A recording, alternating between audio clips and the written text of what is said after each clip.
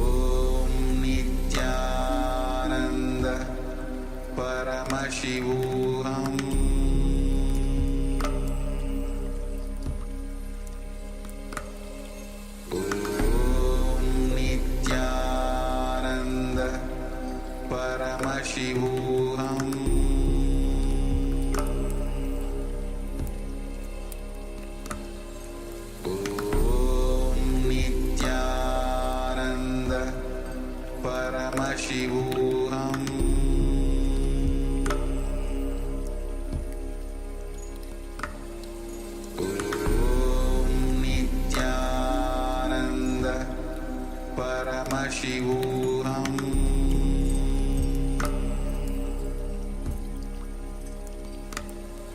Om Nityananda Paramashivoham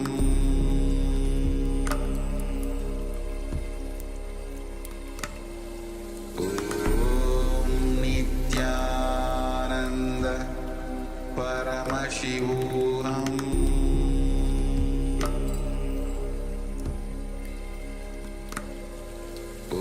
Om Nityananda Paramashivoham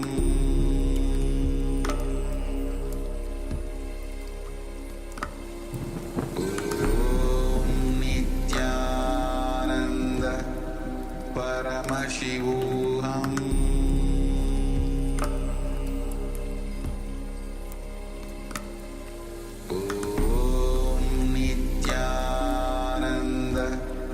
Paramashivoham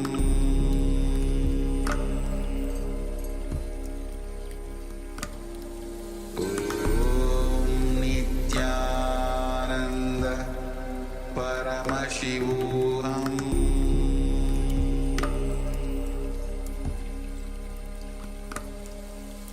Om Nityananda Paramashivoham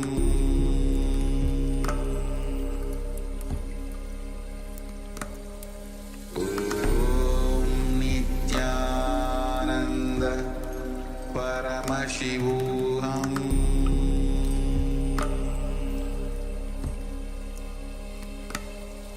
Om Nityananda Paramashivoham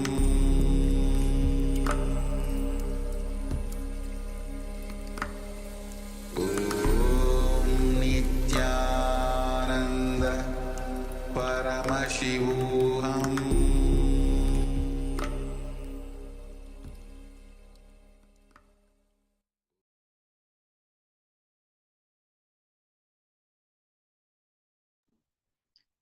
So please relax, and we'll be verifying the answer.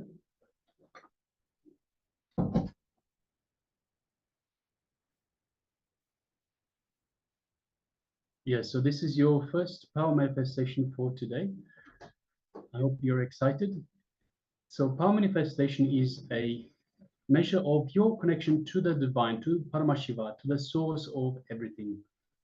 So earlier we asked you to have a look, to ask Paramashiva to just have Paramashiva gently in your third eye, between the eyebrows, and ask him to show you what was being projected on the screens.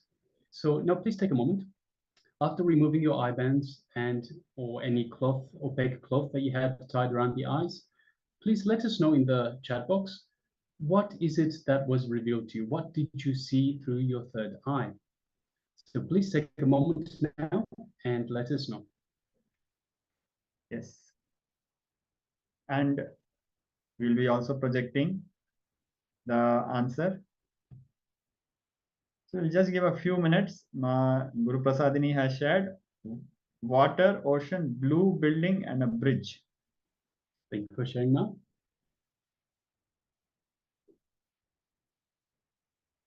Just Yes. waiting on the other participants to share as well.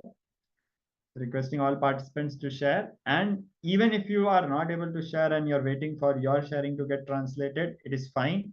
At least just quickly pen it down, because now we are going to project the answer and it will be a lot of fun for everybody.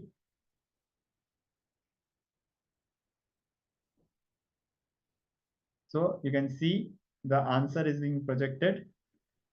So this is what we projected. It is a pink sun, a pink sun. So yes. So I suppose the sun has to do with, like, we relate to the sun as when we go to the beach. So it could relate to ocean, to the beach. So yes, Mark. So thank you very much for everyone who participated. We'll have more rounds of power manifestation, and please understand, anything and everything whatever happens in power manifestation, all success, all failure, it is a game of the mind.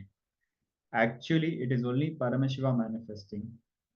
He is showing both success, failure, result, and he's playing with us during the power manifestation. The moment we tie the eye bands, how many of us, if you could get a quick raise of hands or just a simple message on Zoom, how many of us go through several incompletions?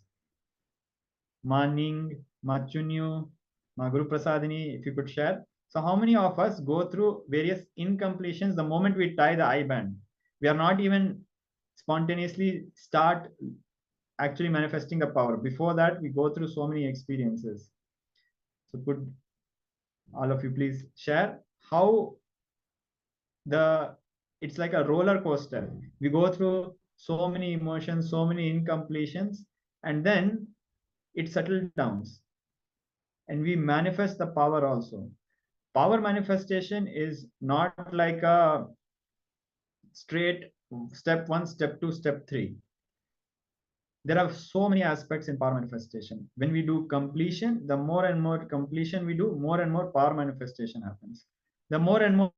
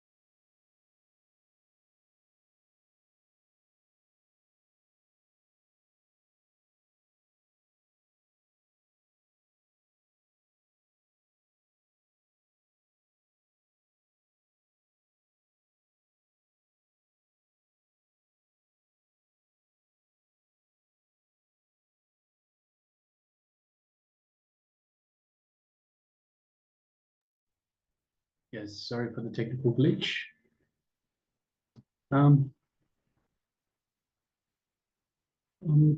Ma Neem is sharing, I'm not confident doing power manifestation. So yes, Ma, this is exactly what we were talking about just a moment ago.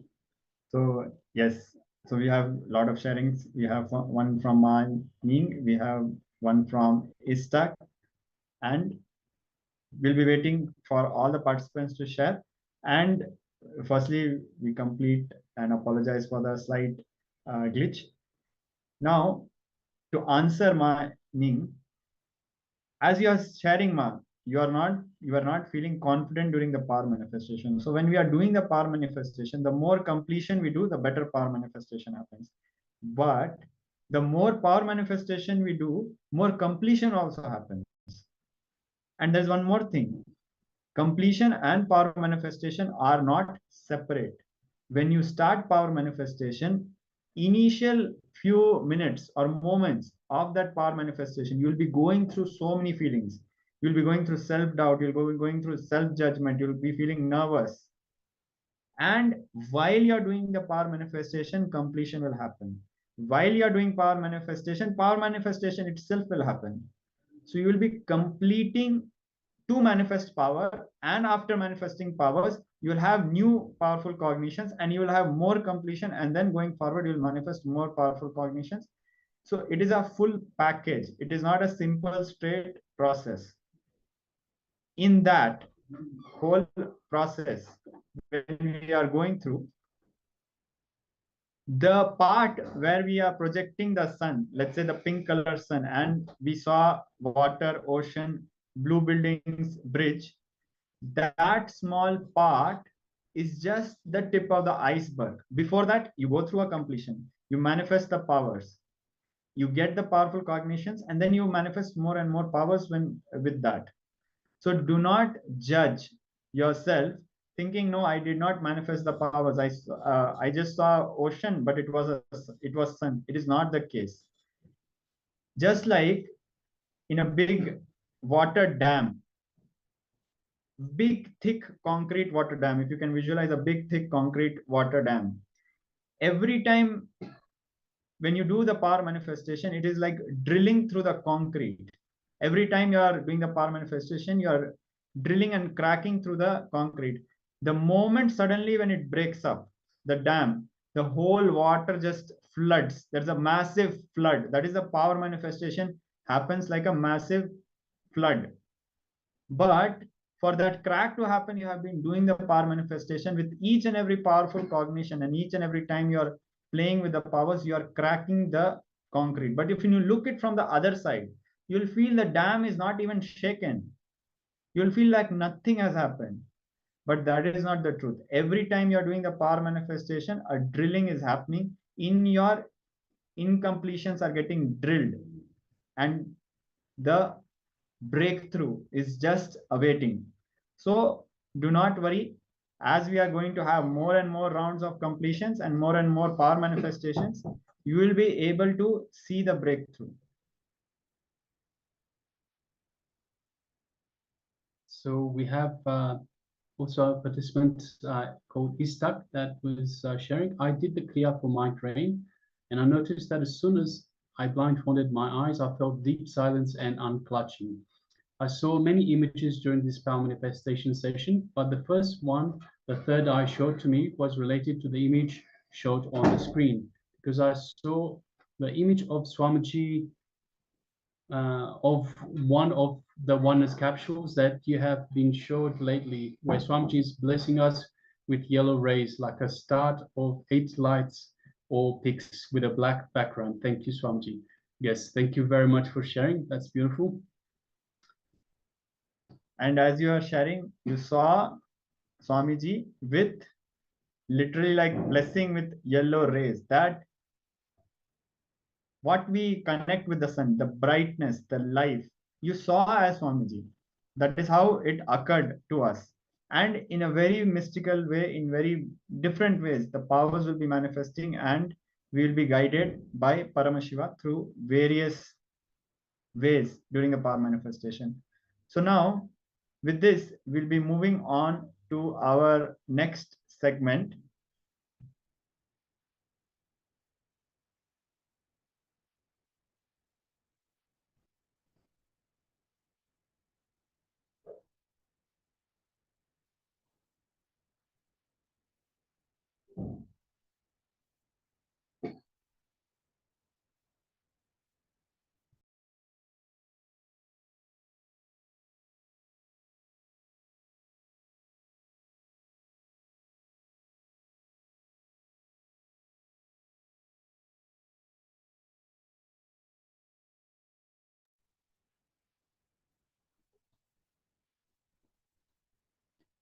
So just we complete for the slight delay.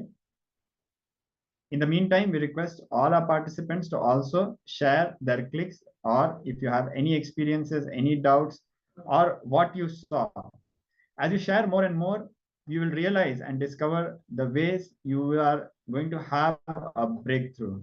So while we prepare for the next segment, we request all our participants to kindly share your experiences.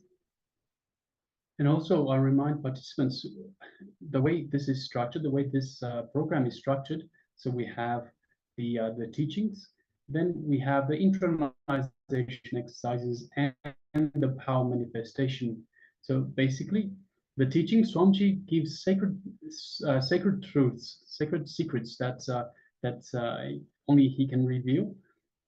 Teachings by the Supreme Pontiff of Hinduism. Then we have internalization exercises where we take the information that has just been revealed to us and we internalize. We have a look inside. We have a look at how we've worked so far in life, how this new information relates to us, as well as how we can use this information to better our lives in the future. And of course, the power manifestation is the third step, where we bolt that energy into our muscle memory. So we bolt that energy, that new cognition into ourselves, so we can use it, we can live it going forward into our lives. So now we'll be doing that by going through this beautiful discourse on completion, on science of completion. And you'll notice as more and more rounds of completion, sessions of completions and processes of completion we go through, we'll have a very big breakthrough. So let us all persist and manifest the powers and see the breakthrough happen.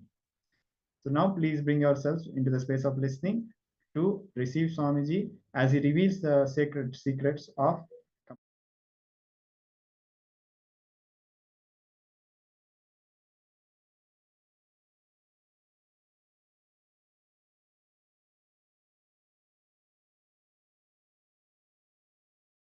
If you are new to Hinduism, I'll introduce Shiva is the largest worshipped god in Hindu tradition. He is supposed to be the head of the pantheon of gods in Hindu tradition. Hindu tradition has something like a 33 crore gods. And I believe that was the population in those days. Each one can have your own personalized, customized god. That's the freedom Hinduism gave for everybody. And Mahadeva, Shiva is supposed to be the head, lord of all the gods, and Ganesha is the first son of Shiva. Whether Shaivite or Vaishnavite or Shaktite or Gaumara or Guru worshippers, they always worship Ganesha first. Ganapati, I can tell you really, I have become successful in my life because I started my life with Ganesha.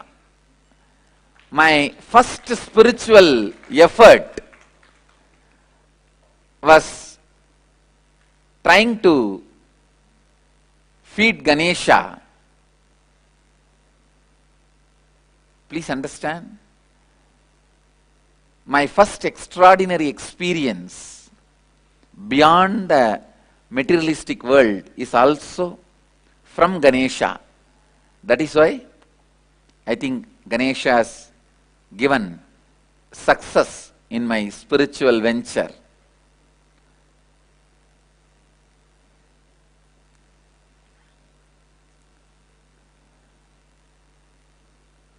Is the embodiment of completion of all the incompletions you carry in the form of impossible, vigna. Please understand, anything, any idea you carry, impossible is vigna. Nothing else is a vigna in the life other than the idea you carry as impossible. So Ganesha is embodiment of completing with all impossibilities. The incompletions of impossible is embodiment of love. Please understand.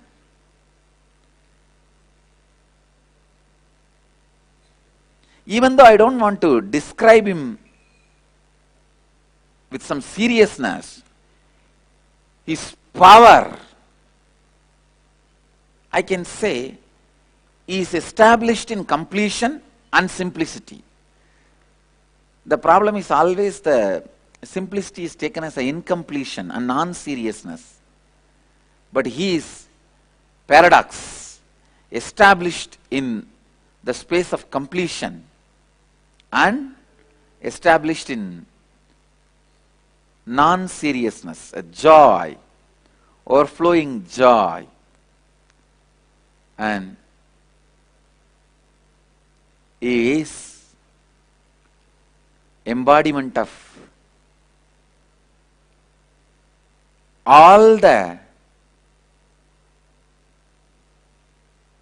completions of the incompletion impossible. Please understand. Of love. Please understand. You will never think Ganesha as embodiment of love, because you always have the idea of love from either Krishna or Devi. You need to understand, Ganesha makes you complete with all the incompletions and the ideas of impossible. Ideas of impossible. He makes you complete with all the impossibilities.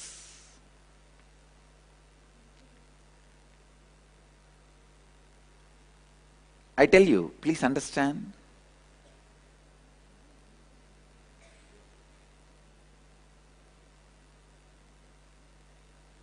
You need to understand this truth about love. Let me describe.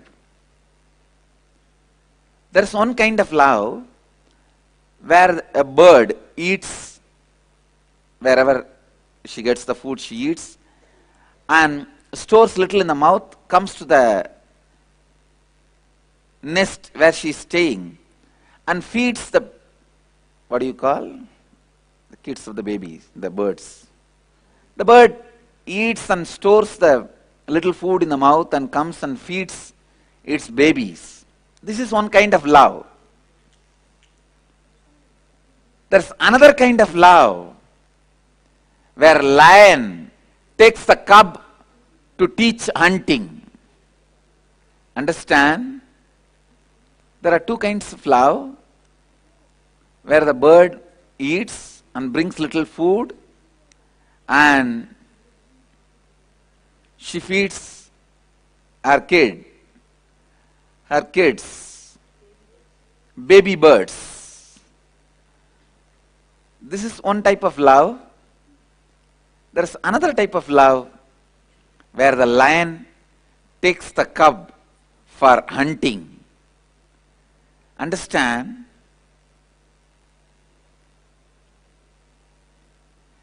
Lion will protect that you are not hurt during the hunting, but lion won't keep quiet without taking you for hunting. It will not let you rest. It may protect that you don't get hurt, but it will not leave you without taking for hunting. You have to hunt. And you have to take the responsibility. And of course, if you don't get anything in the hunting, lion may, he will feed you. She will feed you. Whatever she gets from that, she will feed you. But she will continue to train you for hunting. I can say the Ganesha's love is like a lion. It's like lion's love. See, a lion has to come down to make the cub feel he is equal. The cub is equal. Only then he can encourage the cub to come with him for hunting and to try for hunting. That coming down does not reduce the state of lion. Same way, Ganesha comes down to our level, raises us to his level. There's a big difference. The love of the Devi or Krishna, all that is more or less like a bird. The bird's love towards the baby birds. But the love of Ganesha is like love of lion.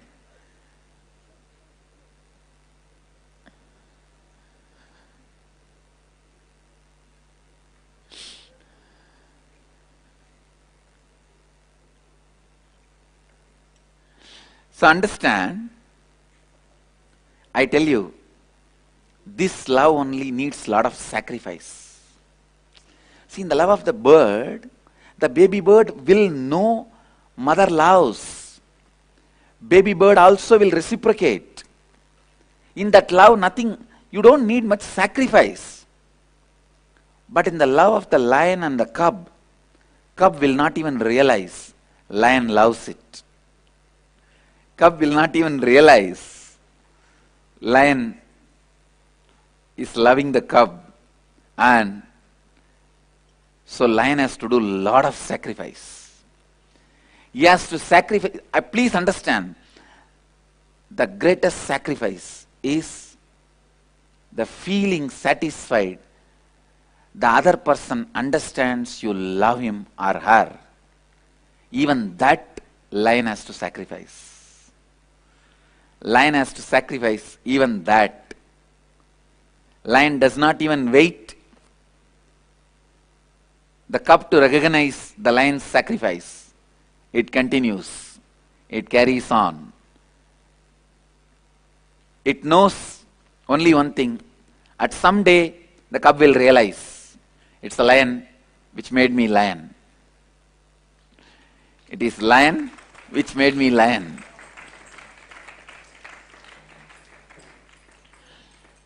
So the greatest sacrifice is the people whom you love.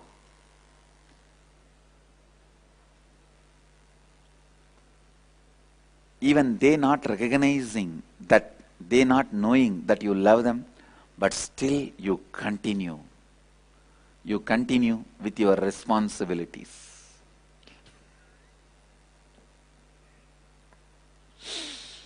I can say this is the most powerful love. The love of a master. Ganesha is embodiment of lion's love, who makes you complete. And without completion, even Shiva cannot win starting anything. That is what Ganesha proves. For a war with the Tripurasuras, Shiva starts without doing completion. Of course, it is not Shiva's responsibility. Shiva is always established in the space of completion. But the people who organized, the other energies who are involved, they did not do the completion and start the war. So immediately Ganesha comes and breaks the chariot. Then all the devatas come and complete with Ganesha. Mahadeva himself completes with Ganesha. Immediately Ganesha says, come on, now let's start. He removes all the incompletions and Tripurasuras are immediately burnt. The purpose is achieved. So understand the necessary importance of completion. Ganesha is embodiment of that completion. Ganesha is embodiment of the completion with all the incompletions of impossible.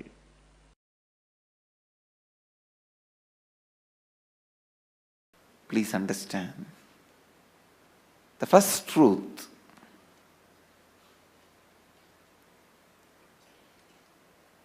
allowing incompletions to exist, is literally declaring you yourself don't want your life in your control. Please understand. Allowing incompletions to exist in you is you declaring that you do not want your life under your control. You say, no, let life happen, whatever. I can't take the responsibility. I can't keep it under my control. No. Listen. Please listen. The utter irresponsibility utter irresponsibility. The power of incompletion is such, it dilutes you so much. You literally believe you really can't contain your own life or contain yourself.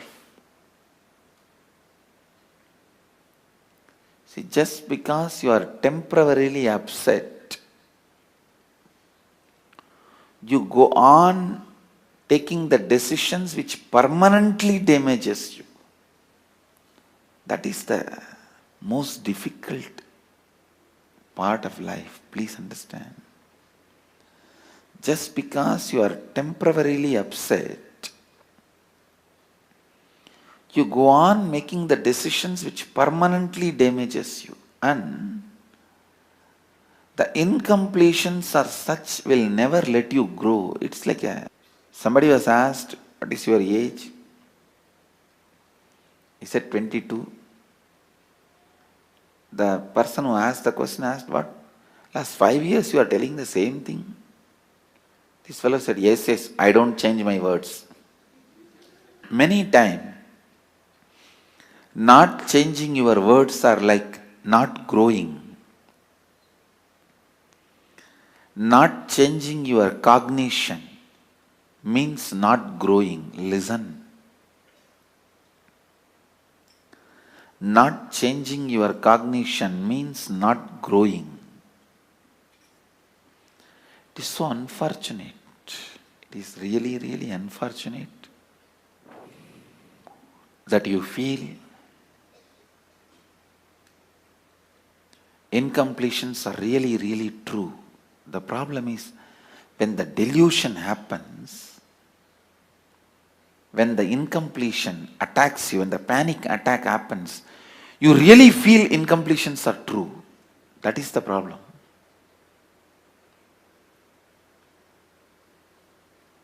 When the dust storm, sandstorm happens, you really feel you can't do anything. You are paralyzed.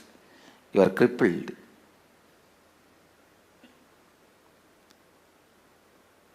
Temporarily, but you feel that is eternal. Please understand. Suffering, the quality of suffering is, even if it is temporary, it will give you the experience that is going to be there on you eternally. You won't find the end of the tunnel. You won't find the other side of the tunnel. You will feel, oh, it is going somewhere and gone.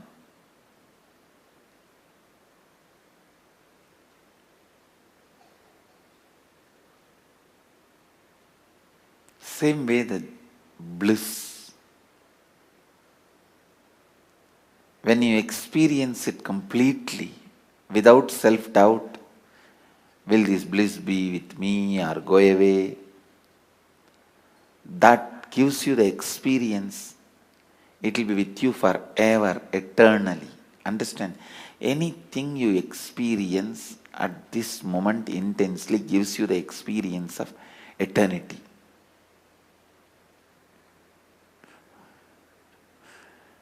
Understand?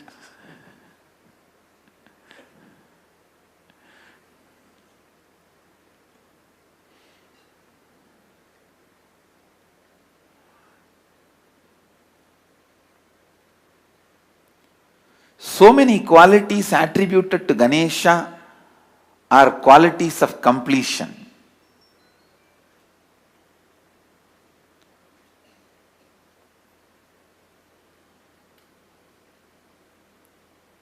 These incompletions, they just totally imbalance you.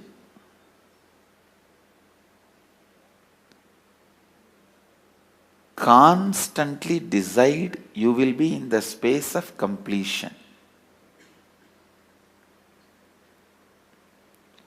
Completion means completion.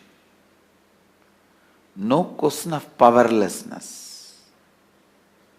No question of powerlessness.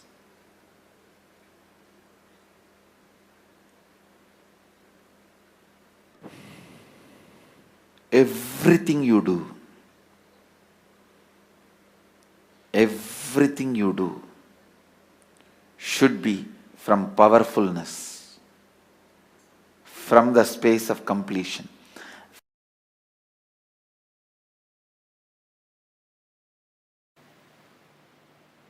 Let's first work on psychologically conquering psychological time.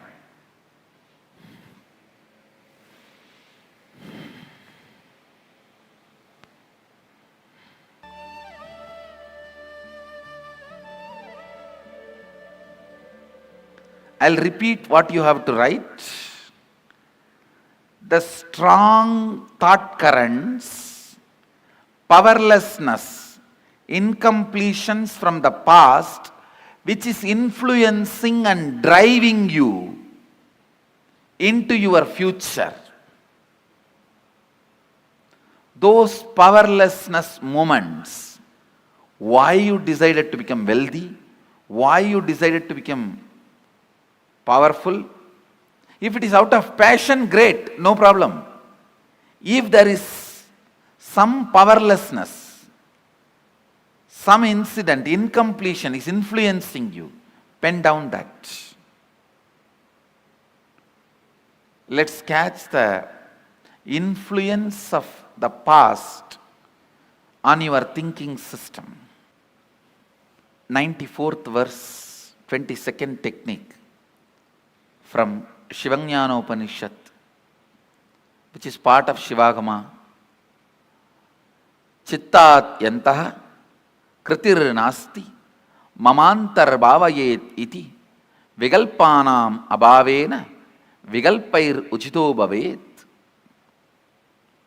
I'll translate and give you the precise method. The essence of this verse is reliving is relieving. Means the past powerlessness which is influencing your thinking, relive those incidents, not remembering. Please understand, there is a big difference between remembering and reliving. For example, something happened in your life at the age of 8, 9, which is still influencing your thinking. I have seen people getting influenced by something happened when they were 3, 4 and all. They are 57. Something happened at 7 influences them. One man came to me and said, I never go to beach, Swamiji. Even if I drive through the beach roads, I shiver, sweat. I have a panic attack. I asked why. No, at the age of 7, I went for a walk with my father. I saw murder happening in a beach and we ran away from that spot. From that spot till I can't, now I am 57, I can't go to beach. 40 years, the pattern with which he is suffering. Sometimes the past influences you so much. See, carefully listen. You are now 57, something happened at the age of 7. If you remain as 57 and visualize what happened at that age of 7, that is called remembering. Reliving means forget your present identity. Just dump it, throw it. Become that person. At the age of 7, what intelligence you had, how you were, visualize and become that person. Enter into that person's physiological, psychological frame. Take few minutes and meditate on that person. Become that person. Then relive. When you relive, all the powerlessness accumulated in your nervous system during that incident, it may be emotional suppression or the identity crisis, various guilt, pain, suffering, it will all just break, collapse and leave your system. Your system will be clean. System will be cleansed. When the effect of your past is reduced on your existence, you will not reproduce it as it is or in an altered way on your future. Neither reproducing as it is nor reproducing in altered way is liberation. You may ask, then I will not do anything in the future? No, you will do a lot. But not as an altered expression of the past, but liberated expression from the past. The liberated expression means even if you make money, you will do it just to enjoy, celebrate. But if you are making money because you have been teased as a poor, because you have been challenged as a poor, because you have an identity crisis as a poor, even if you become rich, you will continue to suffer. I have seen many moneyed poor people. Understand, paradoxical word. Moneyed poor people. Poor are those who have only money. Uneducated are those who are educated only in schools, especially modern Indian schools. I have to put this on record. Any of you think I'm little intelligent? I tell you, I never went to school properly.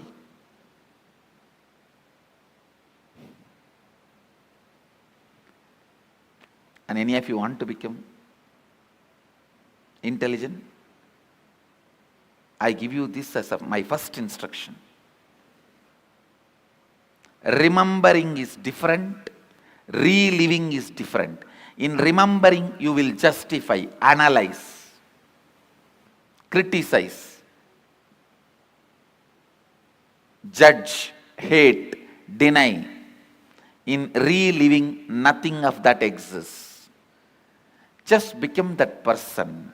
Pick up one incident which you want to complete. Become that person. Forget your present identity. Relive at least 3-4 times. Then pick up the second incident. Become that person. Relive at least 3-4 times. And I tell you, this one technique, it can give you as simple as freedom from headache to as complicated as freedom from this whole samsara. This one technique is independently intelligent enough to lead you up to enlightenment. This part you have to do. Next part I'll do. I'll tell you when I am going to do what I am going to do. So now this is the part you have to do.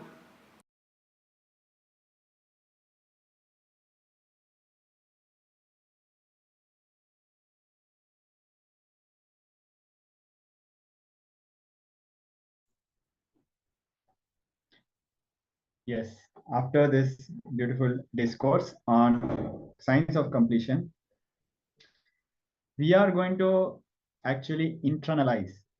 So this word, I am sure many times we are going to hear. So I feel we can introduce this word. So one is internalization, which means looking inside and contemplating. That is internalization. But what we are going to do is an internalization, which involves inside and outside also. That is why it is an intra. So in this segment of internalization exercise, we are going to work on this science of completion. So we'll be starting with the first technique. So the first technique comes from the 94th verse, 22nd technique of Vinaya Bhairava Tantra, Paramashiva's definition of completion.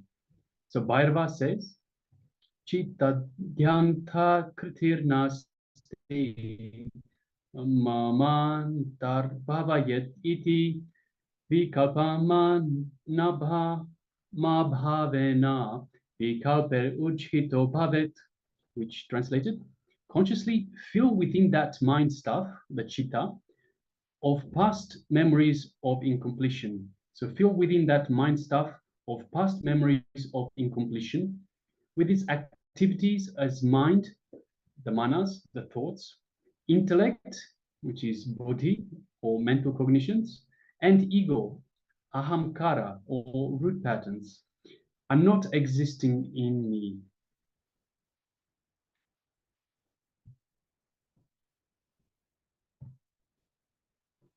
So by contemplating this way in your inner space, disidentify or simply unclutch from the past impressions of name and form and the memories of incompletions.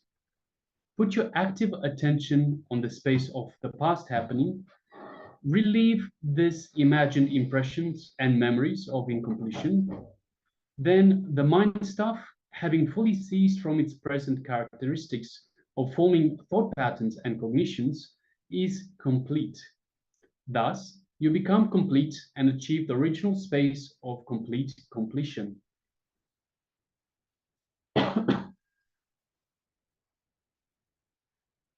So now there'll be a lot of questions we'll be having. And first one very frequently doubt which many of us will be having is how to relive. Now, one thing is called just remembering.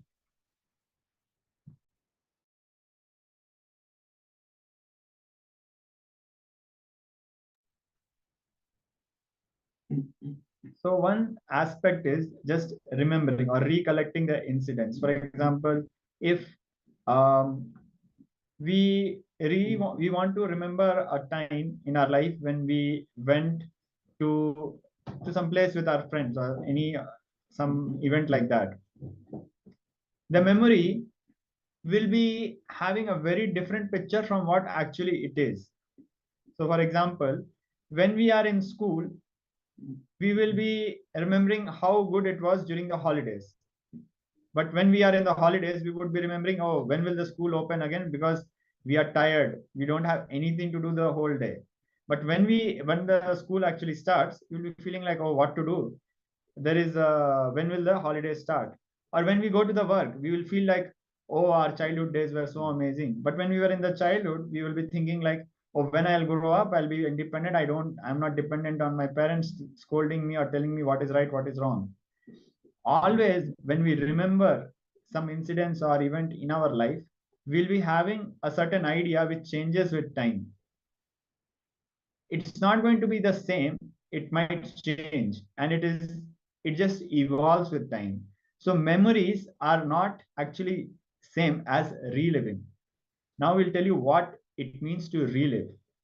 See yourself wearing the same dress at the same age in the same form. Just go back to the same situation and relive, re-experience the same emotions, have the same intelligence. For example, you were playing in the rain and your mother caught you and just pulled you inside the house and said, no, no, no, nothing doing, you'll fall sick, you have to go inside, you cannot play in the rain. As a child, you would have cognized it as mother is cruel, life is unfair. But as an adult, when you look back and you cognize, you feel that my mother was a great person. She protected me. She took care of me. So the mere memory of that incident is that mother took care of me. But reliving that incident means you will feel the same anger. You'll feel the same agitation. You'll feel the same aggression that you felt when your mother dragged you inside the house when you were playing in the rain. So relive the same understanding. That time you did not have the understanding that mother is actually protecting me. That time you felt mother is a big villain, for example, or life is not understanding me. Life is putting obstacles in my fun. So relive the incidents as it is, in the same emotions, same intelligence, same experience, even the dress. Visualize and experience as you're wearing the same dress and relive it. So again, how to relive? Just become that. Just become a child again, completely. So if you're going to complete with an incident which happened at the age of 7, become that 7-year-old child again. Relive the same smell of the same scene, same emotion, same experience, same dress. Just simply become that child again. Relive that situation exactly the same way you lived it the first time. So we go through the same experience. So you may be crying, you may get tears, you may be having anxiety attacks, you may be having panic attack, you may shiver, tremble, you may be carrying so much pain, so much sadness. It is okay. Relive it, everything exactly the same way. When you're reliving, bring that same emotion, bring that same experience. Like, for example, if you're reliving a incident when you were 7-year old, become that 7-year-old child. Drop this context and go there and relive as it happened. Don't retain any intelligence which you have today as, let's say, a 25-year-old person or a 40-year-old person. Do not retain any intelligence, memory, justification, whatever is present now. Now the intelligence, reasons, justifications you have, drop everything and go back. Remember the incidents, relive the incidents. So if you're reliving the rain incidents, remember that mother, right now you're remembering it as mother cared for you so much, she took care of you. But reliving the incidents would mean she's a demon, she's an animal, she's a cruel person, whatever would have come in your inner space. So relive without justifying. You should feel the emotions as they are without trying to justify or sugarcoat. So if you feel hate towards the incident or towards a person, then feel that hate entirely. Do not say, oh, hate is bad, so I'm gonna maybe just dislike. So whatever you felt must be relived, refelt once again. For example, if you felt your mother was a demon, using the earlier example, feel that exactly. My mother is a demon. So that's the emotion that you have to feel exactly the same way. Don't try to justify or escape from the emotion saying, oh no, she cared for me. Go back and feel your mother is a demon, which is the way you felt at that time. And some emotions and some experiences might come, you might not be even able to give words to it. Just relive it as it is. It might give you a shiver, it might give you goosebumps, it might give you a stomach pain, it might give you a feeling of vomiting, it might make you feel like as it is. Reliving is relieving. So when you relive this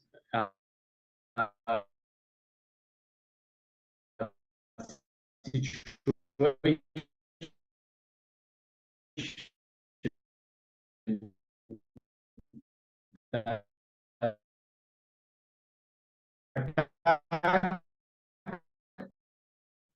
done on you by your mother, you will not justify from your present context. Again,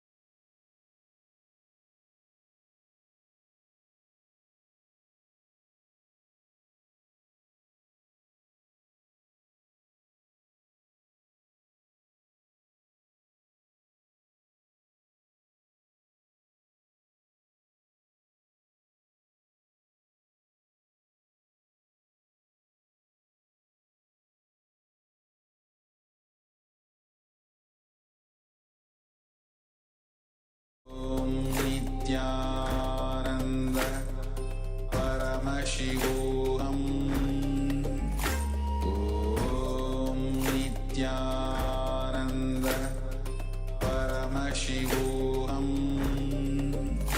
Om Nityananda Paramashivoham Om Nityananda Paramashivoham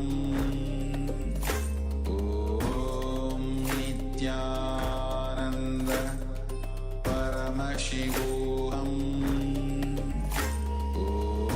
Om Nityananda Paramashivoham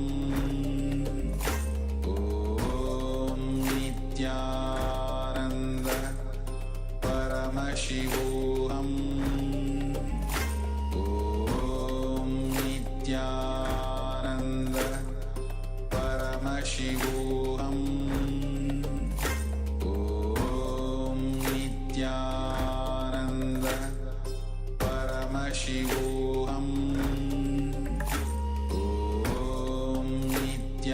Nityananda Paramashivoham Om Nityananda Paramashivoham Om Nityananda Paramashivoham Om Nityananda Paramashivoham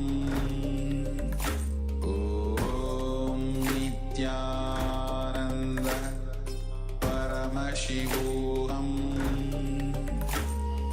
Om Nityananda Paramashivoham Om Nityananda Paramashivoham Om Nityananda Paramashivoham.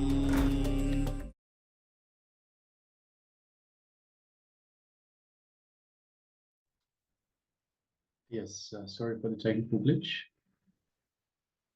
So continuing on with frequently asked questions, reliving to relive. So when you relive the attack that was done on you, that was perceived on you, you will not justify from your present context. So you cannot say with your updated mind, with your updated intelligence, that yes, it was actually good for me. Make sure that you have the same experience, the same thought process, the same intelligence, the same mind as you had back then. So go to that biomemory. So identify the biomemory, the earliest memory, identify that context, that situation, that same situation, whatever you knew at that time, whatever you recorded at that time, and relive it, relive that. That is what reliving to relieve is. Allow whatever was built up during that incident, whether it be fear, guilt, shame, suffering, allow all that to unwind itself in your nervous system. Literally, when you are reliving, every neuron which got triggered when you were a child should get triggered again at this age. Triggered in the same way with the same intensity. Literally, you will be making your whole nervous system go through the same experience. You'll be making your entire biochemistry, the hormonal chemistry, and the whole being, mind, and all the system of the body go through the same experience. Of course, when you do that, suddenly you will be relieved of it. The impact will be completely gone from your body and mind, and you will, that whole incidence will become irrelevant. It will lose power over you. Till then, till we have done the completion, let all those experience and emotions unwind themselves and get released. During every incident, the incompletions built during become stress in your nervous system, in your biomemory. When you relive, those knots are melt down. It's also important, so when you go through this relive to relieve process, that you find yourself a nice quiet spot, somewhere where you're not disturbed. Because if you go into an incident where you were crying, incident where you were screaming your lungs out, you don't want the neighbors, or you don't want the people to come and see you in that state. So you must be completely uninhibited and undisturbed by anybody. So with this in mind, let's have a look at the exercise. So step-by-step instructions. Sit straight and close your eyes. Take a few moments to consciously forget your present context. To just drop your current identity. Start reliving and relieving. Pick up the incidents one by one and start reliving and relieving authentically. Go back to that same age, same body, same mind, same place, same space, same situation, same experience, emotion, dress, smell, everything, absolutely everything. Relive that exact moment in exactly the way it happened. Relive and relieve. Relive each incident at least 5 times. And don't be afraid. Do not suppress anything. Just relive intensely. So now we'll be giving all the participants some time to do this exercise. Please pick up any one incident for now. Just pick up any one incident and do the completion with it. So now, please take a few moments and participate intensely in this exercise. If you have any questions at all about this process, please let us know. We'll do our best to remove any doubts, remove any misunderstandings, and clarify the information for you.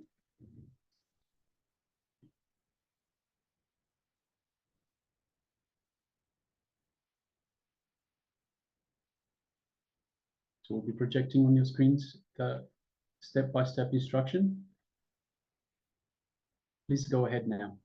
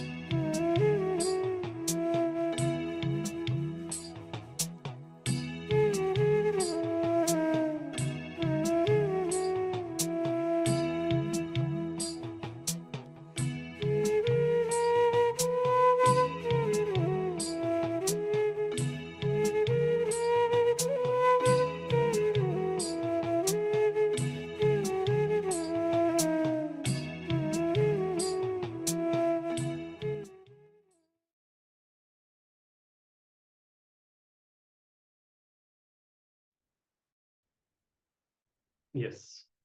Nityananda, and welcome back. We hope that all the participants are able to understand and to experience this completion process.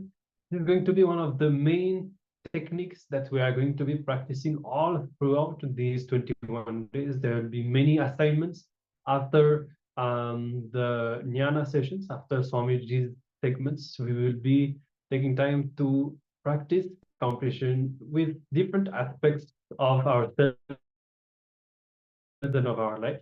So we hope that you are able to understand how the process works, that you are able to experience it. If you still have any doubts or questions regarding this completion process, you can let us know.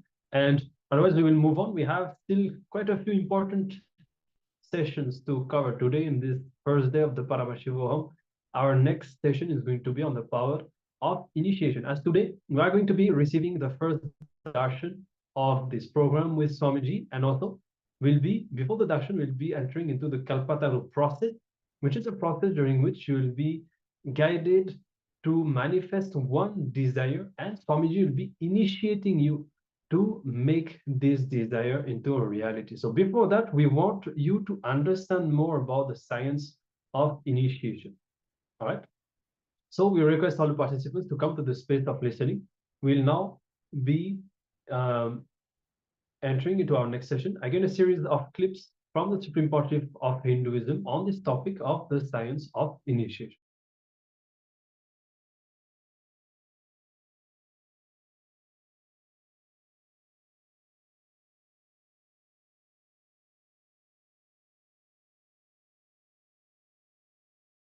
A look, a word, a touch. Power of initiation. Diksha is the direct transfer of spiritual energy by an enlightened being through look, word, or touch.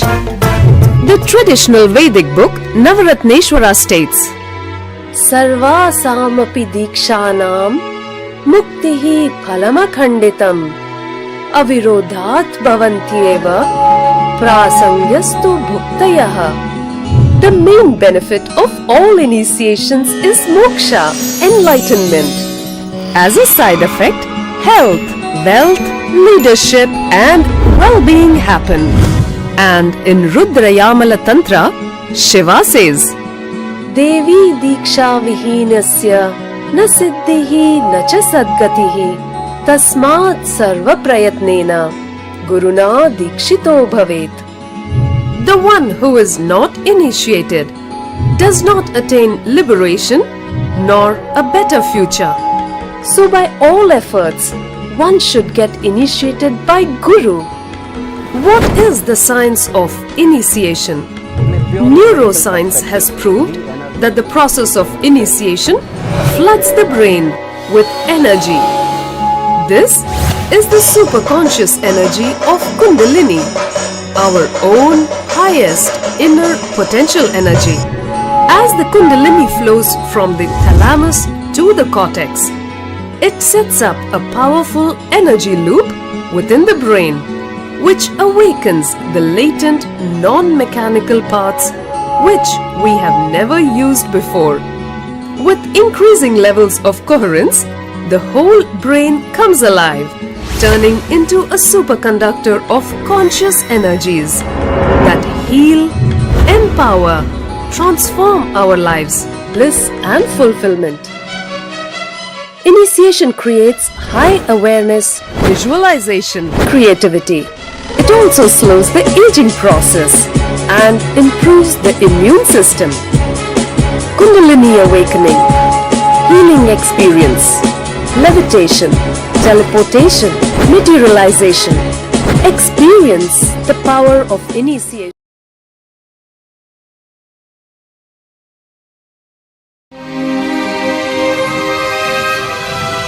When people talk about the universe, they usually mean the vast expanse of space, billions of light years across. However, there is another universe,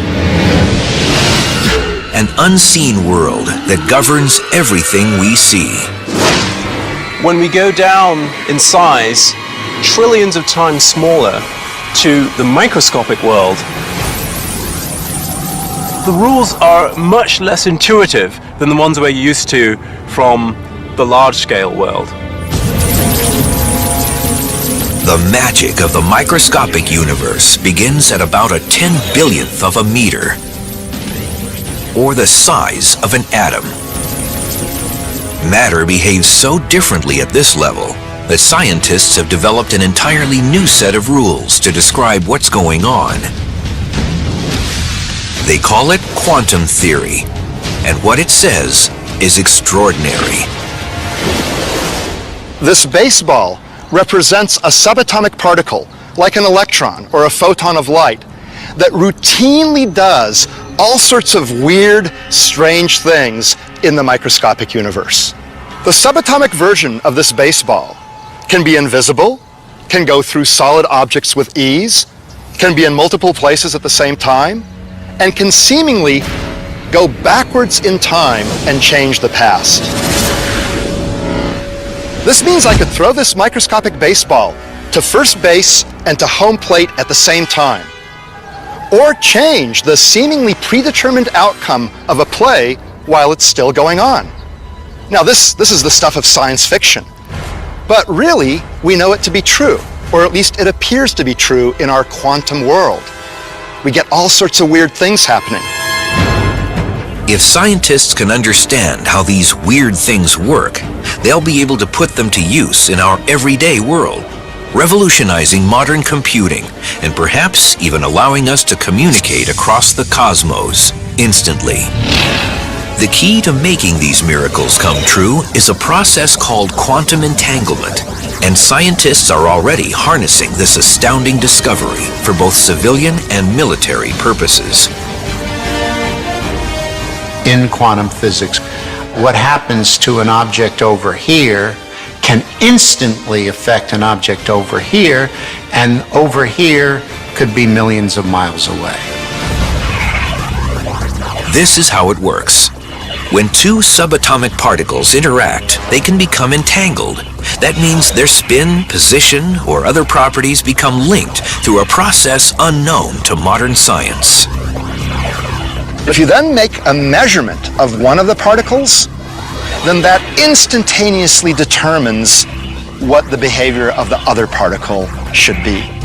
And when the experiment is done, it's found that indeed the other particle's quantum state is exactly determined once you've made a measurement of the partner particle's quantum state.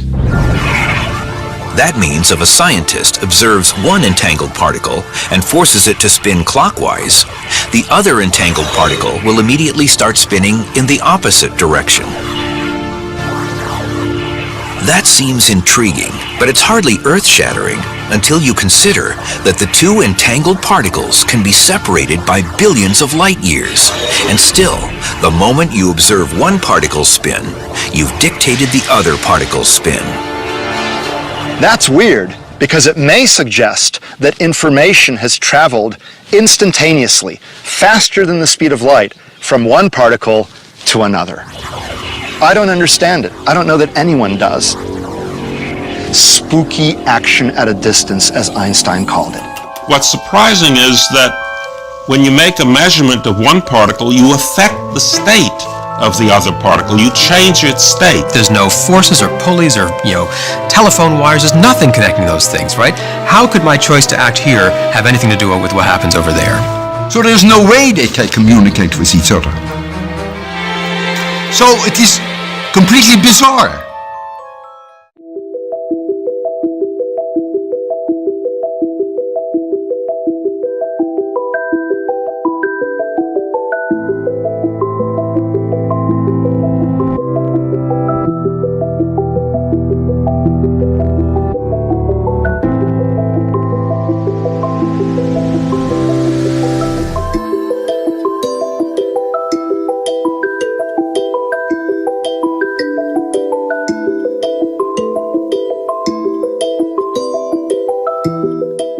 Quantum physics, there is a term entanglement. Means when one energy source entangles with another, they interfere with each other, This interference can be highly positive and transformative and harmonious. Entanglement directly affects human beings. When you come in my breathing space, this is what happens. Your mind gets entangled with my no mind. If your mind entangles with my no mind, it is entanglement, thought level. Next, if your muscle memory gets entangled with my muscle memory, that is called entrainment. If your biomemory gets entangled with my biomemory, it's called enlightenment. Entanglement can move to entrainment, then entrainment can become enlightenment. Entanglement means two persons falling in tune with same thought. Entrainment means two persons falling in tune with the same idea. Enlightenment means two persons uniting beyond ideas. Understand, when you are in entanglement with me, I give my inner space to you, which is lighter than the outer space. All I do is, for few minutes, a few seconds, I make your inner space lighter than the outer space by removing the mass, dirt. Those few seconds you are in entanglement with my inner space, purest consciousness. Once you are exposed to that, by and by your biomemory, muscle memory, inner space, everything starts enjoying that space and starts living in that space. It becomes living enlightenment. This is the way the entanglement becomes entrainment, entrainment becomes enlightenment. Entanglement is initiation. Entanglement is the most powerful way. Entangling yourself with an enlightened being is the most easiest and powerful way to raise yourself to the higher level and get enlightened.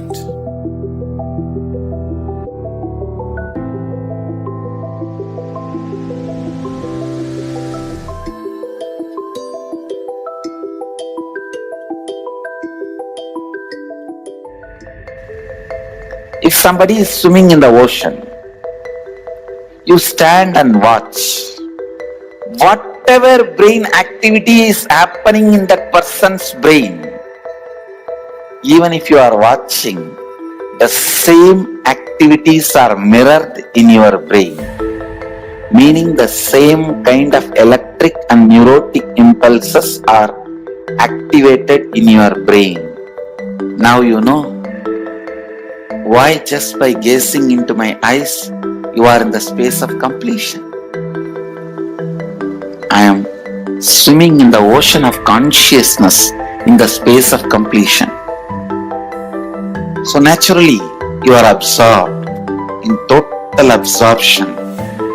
Actually, total absorption, totally being absorbed happens during energization. Whether you are there or not, it's my job. I just pull you to that space during the energization, so you cannot escape. It's replicating the highest neural activities inside me, experiencing and living life with the cognition, energy, and the inner space of an incarnation. You just sit and absorb. That's all.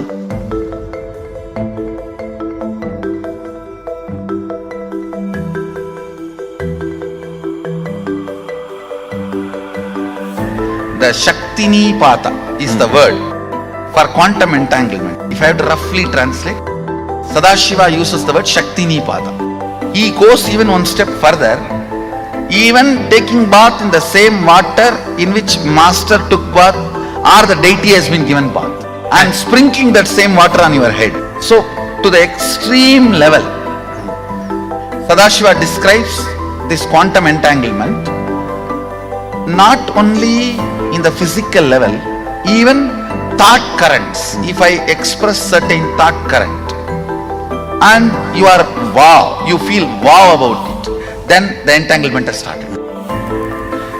What is being told to you? What for I stand? What is the concept I share? And what I inspire in you only will get strengthened and become experience when I am entangling with you. The Shaktini Pata with me means the concepts for which I am standing will be reality for you. I am very clear, you are Sadashiva, whether you understand or not.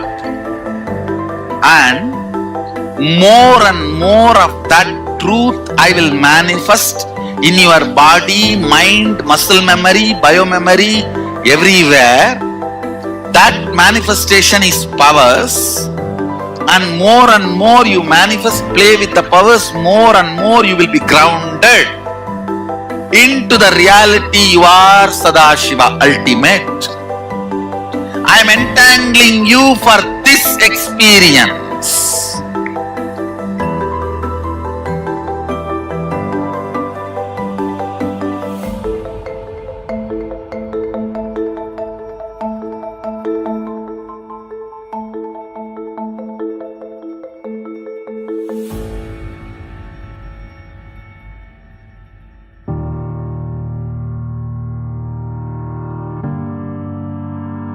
It is a pure spiritual process.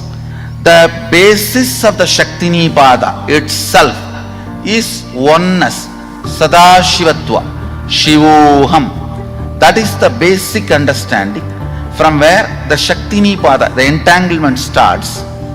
So, in few days, more and more they start getting entangled with this truth. The more and more powers manifest. When they manifest the powers, they get more and more entangled with the original truth. Actually, powers are side effects of the entanglement with the original truth. When we express, manifest, we inspire the people who are seeing to come back to this original Shivoham space which they are also carrying. When you see somebody swimming, your biomemory gets the confidence you can also swim. That neuron, mirroring neuron effect starts happening. When you see power manifestation going on, even you get entangled with the Sadashiva space of the person who is manifesting the power. It's not bound by time and space. You are teleported to that space. You are transported to that mystery. You are transported to that level, to that initiation, to that experience. The entanglement happens more between the person's core consciousness and me. The moment he decides he is seeing me, that is enough. Even if he does not see me, his decision is powerful enough for me to entangle with that person. Shaktini path is not limited to the physics of time-space. Even the two-way video conferencing screen is just to trigger that first few minutes. They need to be triggered, that software need to open up. Just for that only, that two-way video conferencing screen. After that few minutes, you may not even need that screen. The entanglement has started happening. How I heal through healers. Each one of my healer is continuously in entanglement with me. He may be wherever he is. That is what I prove when I materialize. See, when a devotee can receive vibhuti or kumkum and materialize, same thing. The deity also receives vibhuti, kumkum and materializes. How? When somebody's kundalini is awakened, when somebody is initiated as a healer, is in entanglement with me, same way the deity is also in entanglement with me. Once the prana pratishtha is done, the deity is continuously in entanglement with that super consciousness.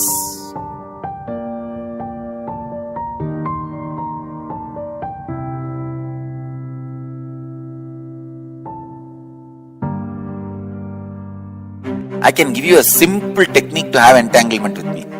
Just morning, sit in the satsang, that's all. Every day morning satsang itself is entanglement with me. If you are in the entanglement level, just physical healing happens. If you are in entrainment level, means muscle memory, doing what I am saying, the transformation happens. If you are in the enlightenment level, just melting. The very mystical doors of life opens and the enlightenment, conscious explosion happens. And my every satsang is programmed. I can say entanglement enabled. The constant entanglement happens. That is why many times the ideas which you never heard directly from my mouth or from the discourse, you will be telling to others. You would have heard only 5 ideas, but when you expand it to others, explain it to others, when others question you, you will have 25 ideas coming out of you. You may be thinking, where did I get this entanglement? This levitation, kundalini awakening, everything happens just through this great truth of entanglement. Nothing else. Blessings to all of you. This quantum entanglement will make quantum enlightenment manifest in all of you.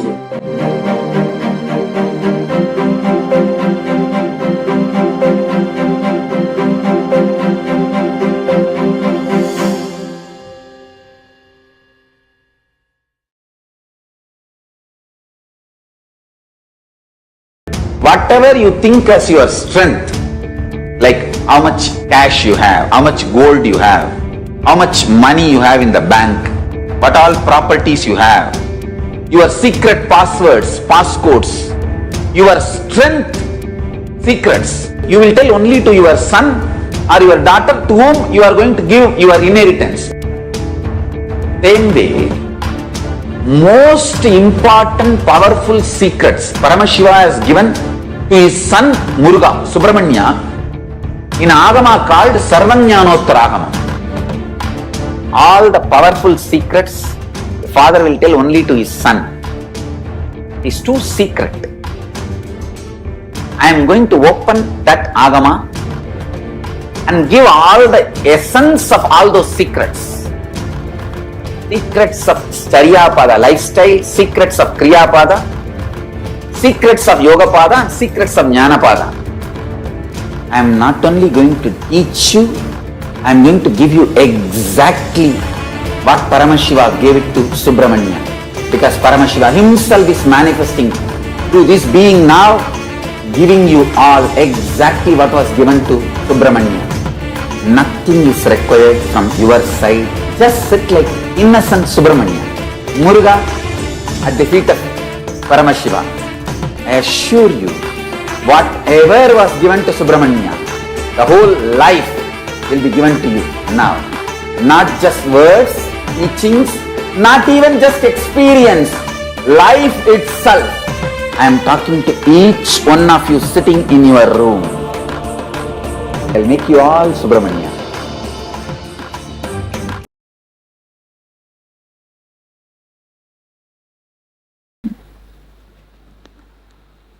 Kundalini energy is your inner potential.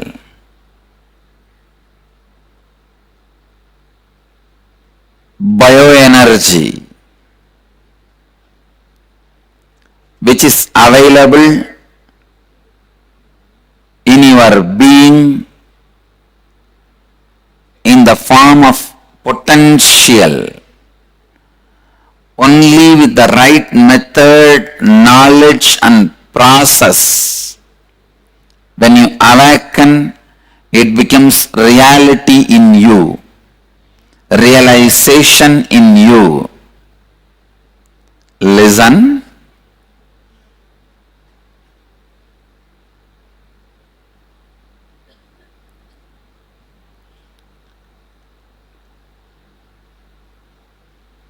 Largest untapped natural resource lying with humanity is Kundalini energy. When you awaken your Kundalini energy with the right knowledge, right context, right understanding and the right technique, right process, it can give you anything you want. Kundalini brings the space of positivity to you, space of possibility to you, space of leadership to you, space of enlightenment itself to you.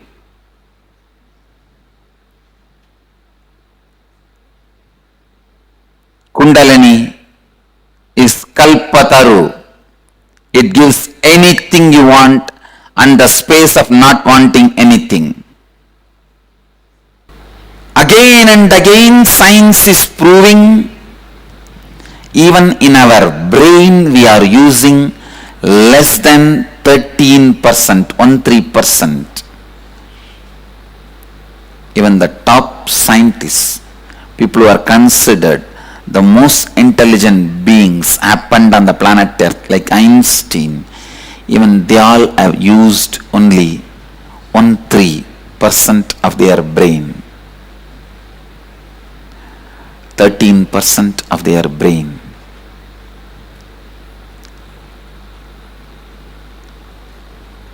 Then most of us must be using much less than that. Listen, brain has two parts. One, mechanical parts, which takes care of your mechanical functions of the body. Movement of blood, movement of intestine, movement of the heart, movement of lungs. Just the mechanical basic survival need management part. It is like whenever you have bandh in India, means every once in a day. Already we don't work. Why do we need bandh? I don't understand. Anyhow, we have all wrong methods of showing our protest. So when we have bandh, we allow the basic survival needs to function, like milk, food, medicine supply.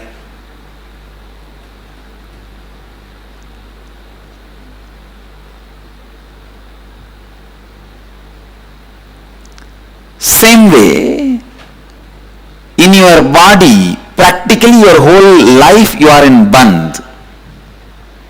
You allow only the basic survival mechanism to function. Lungs, heart, intestine, the minimum need. That is what I call mechanical parts of the brain. There is other part, non-mechanical parts of the brain, which is endowed with extraordinary powers. Please understand, powers like a telepathy, teleporting, materialization. They are no more just mystical or mythological. No.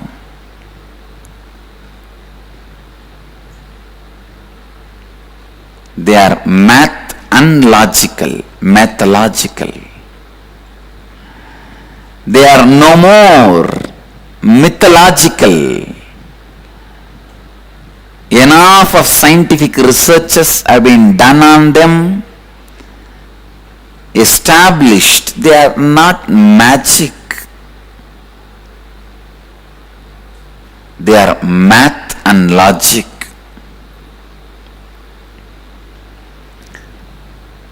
The possibility for telepathy, teleporting, kundalini, awakenings, extraordinary powers like materialization, all these are available in every one of us. Our brains are hardwired to experience higher possibilities, higher consciousness.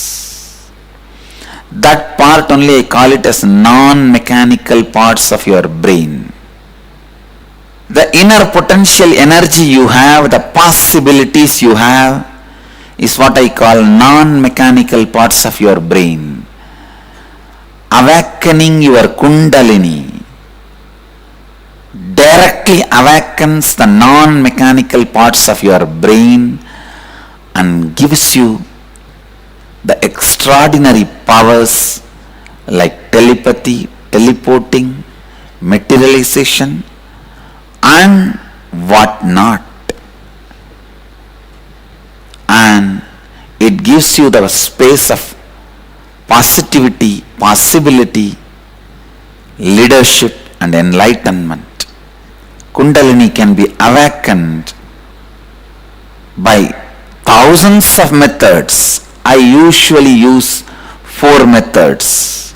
1, by giving the right principles about life, mind, body.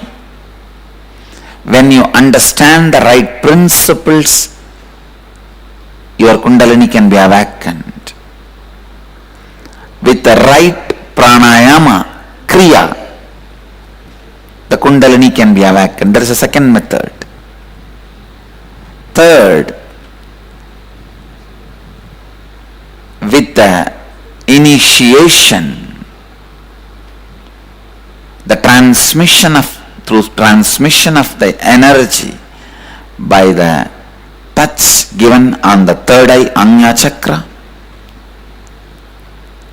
Fourth, just by a mere will, the transmission of energy can be done. Through these 4 methods, kundalini is awakened.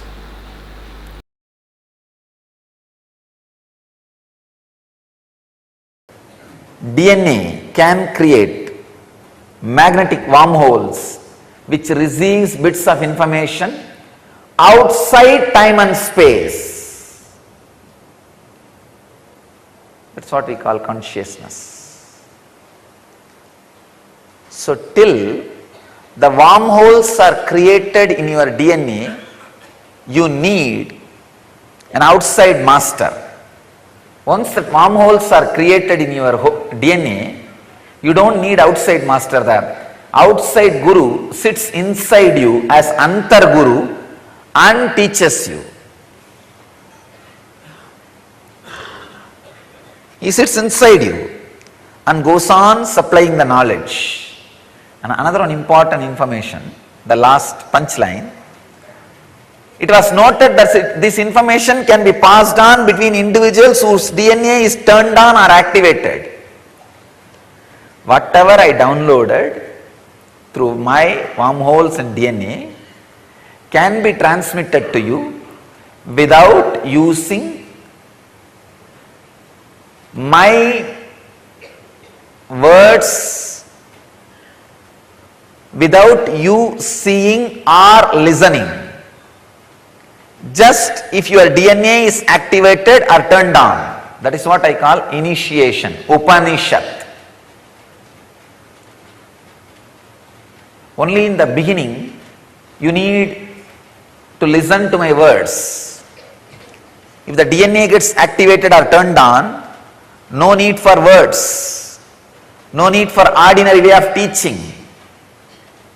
Just the transmission, the initiation, energy darshan is enough. That is what I was telling yesterday. It is, initiation is like an intense downloading into you. The knowledge and consciousness and information in this biomemory, in this DNA, is just transmitted. That is why these acharyas, once they are initiated, our trained teachers to go around and take classes, once they are initiated, there are thousands of information they never learnt from my books or heard from me, starts expressing through them. The answers which they would have never heard from me or read from my books suddenly starts expressing. How? This is the science. If your DNA is turned on or activated, these bits of information which gets downloaded through the wormholes created in DNA can just be transmitted without any conventional methods. This is what is happening during every initiation, every process in inner awakening. This is what I am doing in our Vidyalayas, in our Gurukuls. There is one more very interesting bit of information I have. It's from psychedelicadventure.com, website psychedelicadventure.com. Scientists irradiated DNA with laser light. On a screen, wave pattern was formed. The wave pattern still remained even after removal of DNA. It infers, point 1, the energy from outside of space still flows through activated wormholes after DNA removal. Means once the initiation is given, even if you are not physically around me, the connection and energy transmission constantly goes on.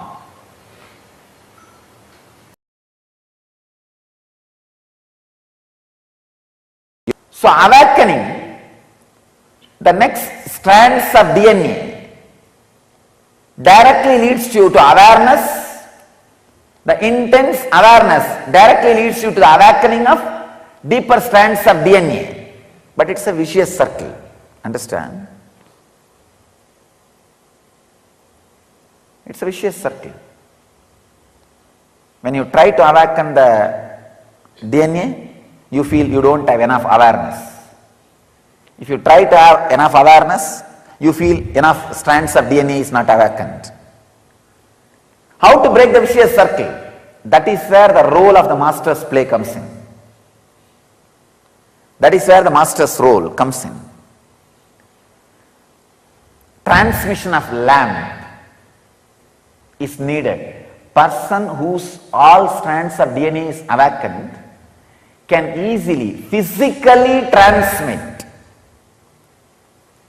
and awaken your next level strands of DNAs, second, third, fourth, fifth.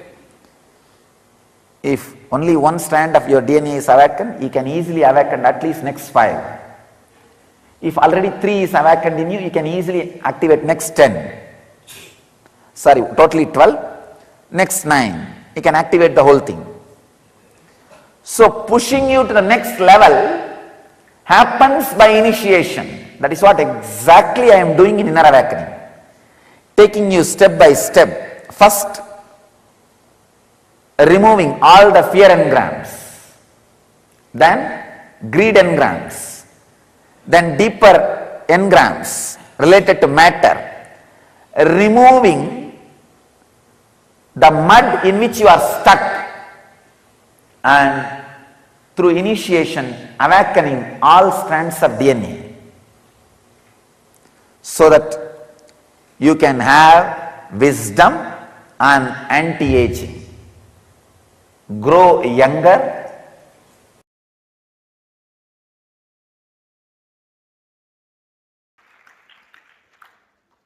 I am introducing one of the important sacred secret, a spiritual principle to all of you. Please listen, the key word, mirror neurons. Let me explain the concept.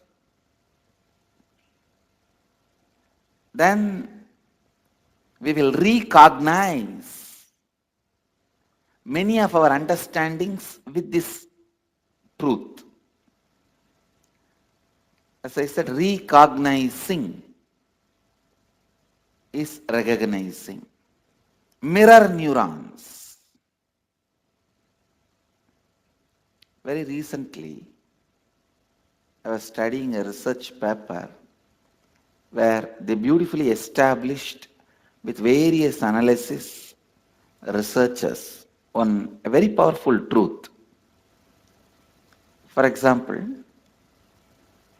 if somebody is swimming in the ocean, you stand and watch. Whatever brain activity is happening in that person's brain, whatever activity is happening in his brain, in his neurons, please listen.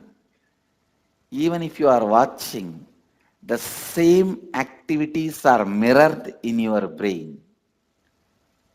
The same neuron activities are mirrored in your brain.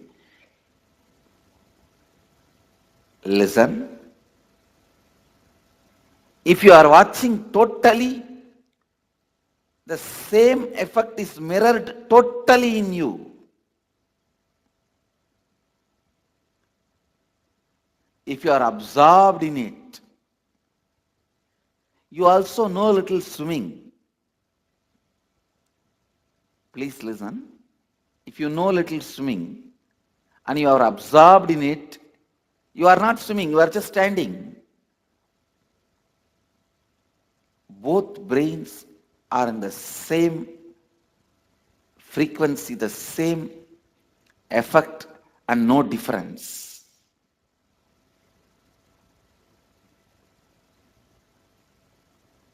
Listen.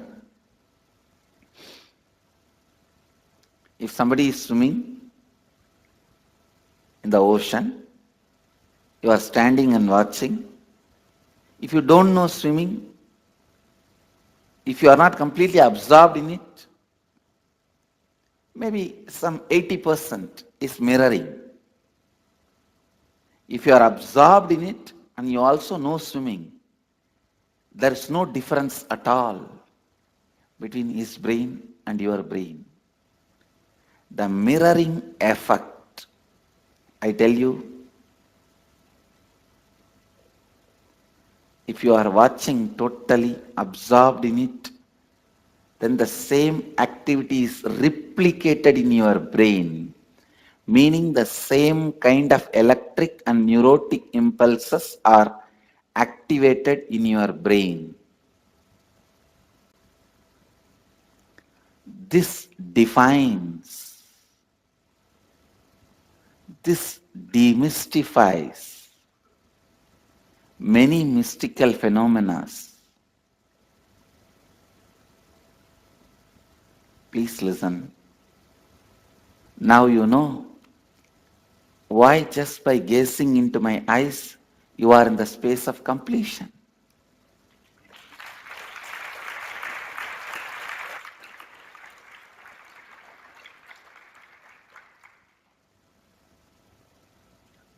Why just looking at me, you are in the space of completion.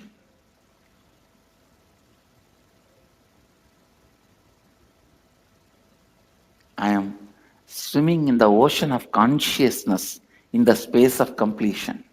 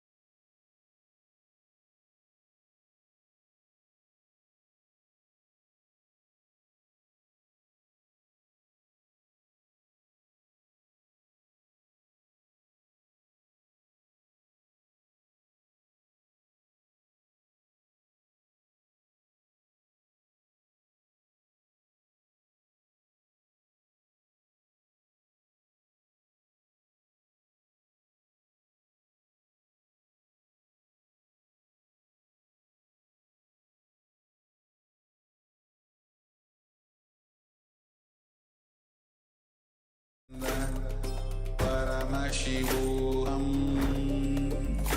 Om Nityananda Paramashivoham Om Nityananda Paramashivoham Om Nityananda Paramashivoham Om Nityananda Paramashivoham Om Nityananda Paramashivoham. Yes, very inspiring video on the science of entanglement, the science of initiation. And keep in mind, of all the different aspects of Paramashivoham, definitely initiation and entanglement with the Supreme Pontiff of Hinduism, with Swamiji, is the most essential and the most powerful. So keep in mind that this space of the Nityananda Sabha that you have created for yourself now carries Swamiji's presence, and Swamiji is directly keeping you in a very special space, a very protected spiritual space all throughout the day, not only during the darshan, but all throughout the day. So make sure to keep that space sacred, keep it completely dedicated to your Paramashivoham, at least for the next 20 days. And of course, do not miss the darshan every day to receive the direct initiation from Swamiji. So now, as we said, we have a few more important sessions in line. So we'll be moving on. If you have any questions, feel free to ask at any time. And we'll now be entering into the next session right away, which is on the Shiva Diksha. Now, all of you will be having the opportunity today to receive a powerful initiation, one of the fundamental initiations in Hinduism, that is the Shiva Diksha. And it is through this initiation that the whole spirituality and the manifestation of the powers, the Shaktis of Paramashiva, everything starts with this initiation. It's going to happen today during the darshan, and we'll be discovering more about this initiation right now. So we'll be now once again hearing from Swamiji about what Shiva Diksha is, and after that we'll be giving you the link and everything that you need to sign up to receive the initiation today.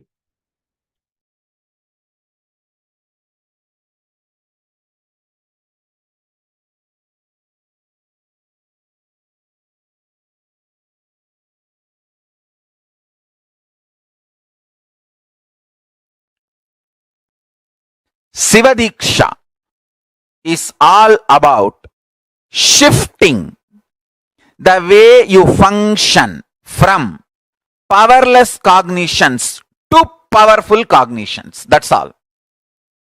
Shiva Diksha is the way to shift you from functioning from powerless cognition space to powerful cognition space. Listen carefully. Understand life. Listen carefully and understand life.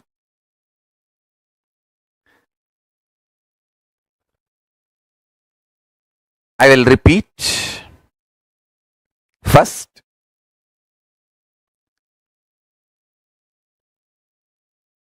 your inner space is like a software which decides how your life will be. That's the first understanding. Second, if the inner space is filled with powerless cognitions, powerless, suffocating, wrong ideas about yourself, about your world, about God, it can be more and more suffocating, making you your life difficult. And if you can start building the content of your inner space, powerful, start functioning from powerful cognitions, truths, understandings about you, world, and life, you can become enlightened, manifest powers and all possibilities. Now listen carefully. The good news I have is your inner space can be beautifully reprogrammed. It can be reprogrammed with powerful cognitions. It can be reprogrammed for enlightenment. It can be reprogrammed to manifest the state, space, powers of ultimate Paramashiva.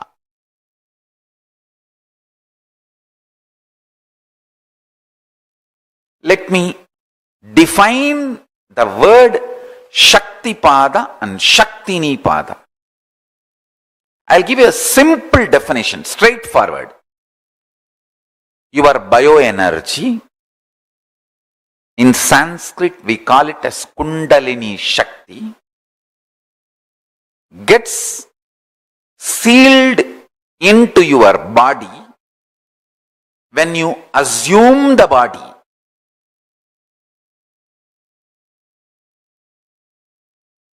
And that starts giving you the experience of you, prajna, individual existence.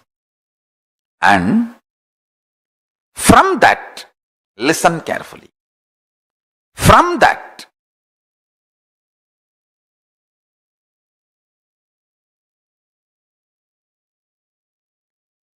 it starts growing. The first action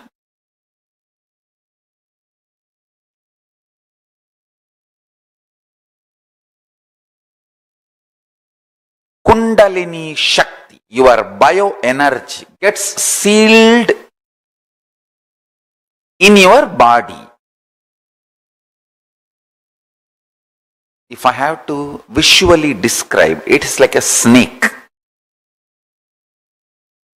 joyfully, ecstatically resting in the Bodha of Parashiva, Parashiva Sugabodha.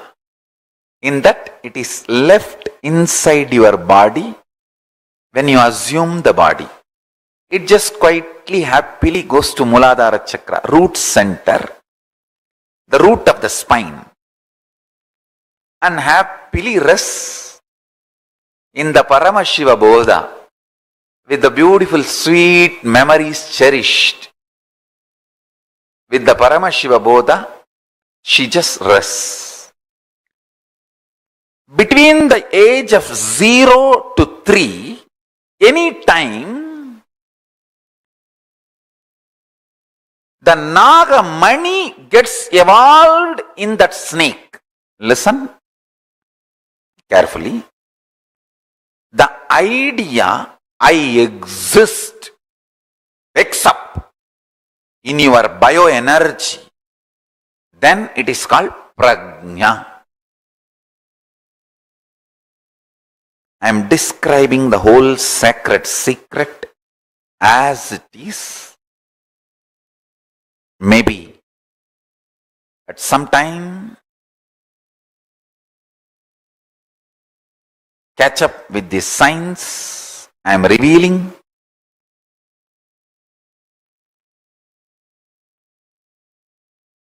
Listen, listen intensely. Maybe the modern day science will catch up with what I am revealing at some time, sooner the better for the humanity. Listen, your bioenergy is left inside your body when you assume the body. like a snake, it just goes into your Mooladhara chakra and rests coolly in the Paramashiva Bodha. Between the age of 0 to 3, the first activity starts at one point. You start feeling, I exist. We say, na, the time I remember me. That happens between 0 to 3. The earlier it happens, better for you. The earlier it happens, the being is higher conscious. People who never miss that prajna, I exist, are incarnations. They miss just for a few days or few weeks, but within 1 or 2 months, get that I exist, are yoga prashtas. I have so many yoga prashtas in my Gurukul. These kids, they wake up to the reality, I exist. When you assume the body, the Kundalini is left in your body. The Kundalini is bioenergy. Then within the 0, from the time of your birth to the age of 3, within the 3 years, that identity, I exist, wakes up in you. That is the Shikamani, Nagamani, develops on the forehead of your bioenergy Kundalini. Visualize your bioenergy as snake, and that idea you exist, that prajna, is the Nagamani. The golden diamond develops on your bioenergy snake's third eye, on that forehead. Now, when that starts, that is when your life starts.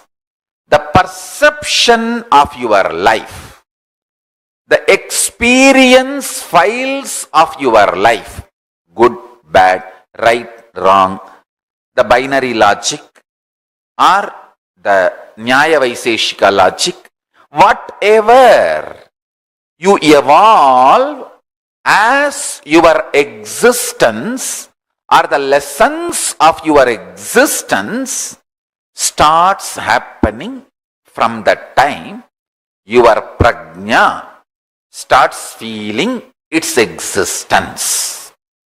Prajna means you start feeling I exist, me, I am conscious.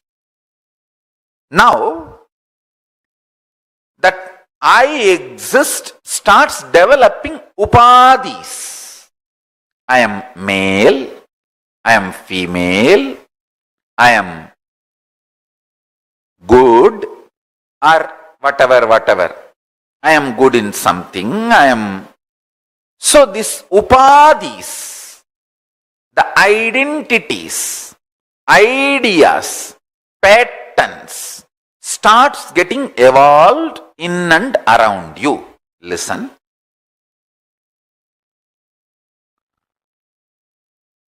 When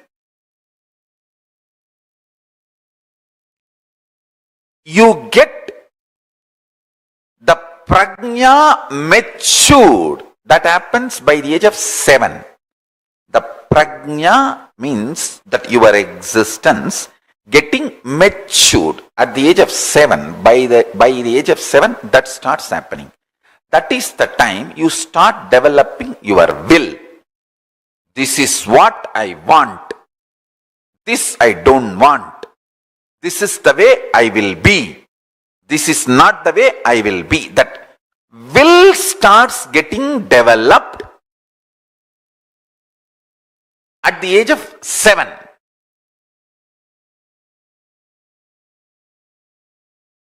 See, fundamentally you work with multiple fractured softwares.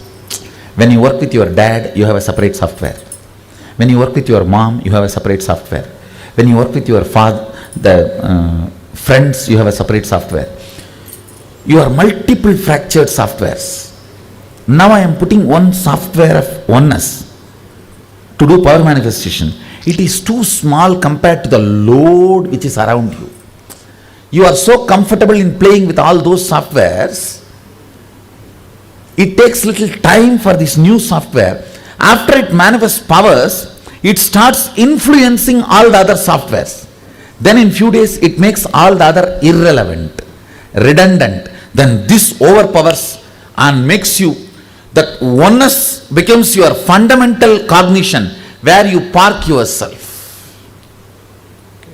Till then, I go on supporting you, holding you in me. Understand? That is why, even if you don't feel, you are made to manifest powers so that you will have confidence on the software. So that virtuous circle starts happening.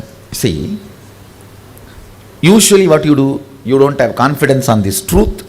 So the confidence does not manifest as power. It's a vicious circle. Here, I am infusing the energy and make you manifest the power. That gives you confidence on the software, and confidence gives more power gives more confidence. It becomes virtuous circle. Pushing your life from vicious circle to virtuous circle is the job of the Guru. That's the job of the Guru. And supporting you, holding you during this push and making sure you are successful is my job.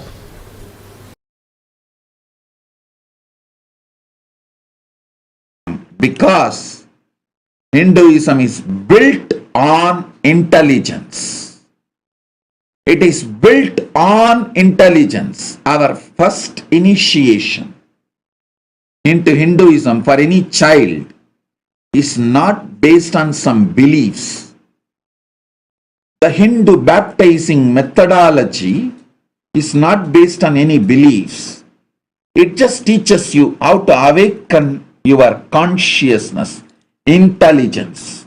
The first baptizing, Hindu baptizing initiation statement is Bhur Bhuva Suvaha Tat Saviturvarenyam Barho Devasya Dhimahi Diyoyona Prachodayat.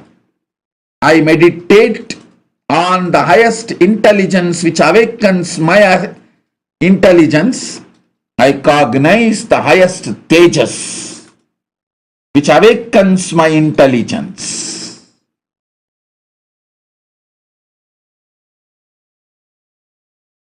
In India, in Vedic system, the moment child reaches 7-year-old, he will be initiated into Gayatri. We should understand one important thing. Vedic religion, Sanatana Dharma is the only Dharma. Hinduism is the only Dharma where there is no baptism. You are not given any faith. You are not given any concept. You are not given any philosophy. No. You are not asked to believe anything. You are just given a technique to control your body and mind. That's all. The mantra, very word taught to a child when he is 6 or 7, the Gayatri mantra, even the very meaning of the mantra is, let me meditate on the energy which awakens my consciousness. Let that consciousness help me to meditate on it. That's all. Om Tat Savidurvarenyam Barho Devasya Dhimahi Diyo Yona Prachodayat. Please be very clear. This mantra don't have any other meaning. It is not related to any devatas. There is no mention of Gayatri Devi with 5 faces. No. This mantra means, let me meditate on consciousness which awakens my intelligence. Let that consciousness help me to meditate on it. That's all.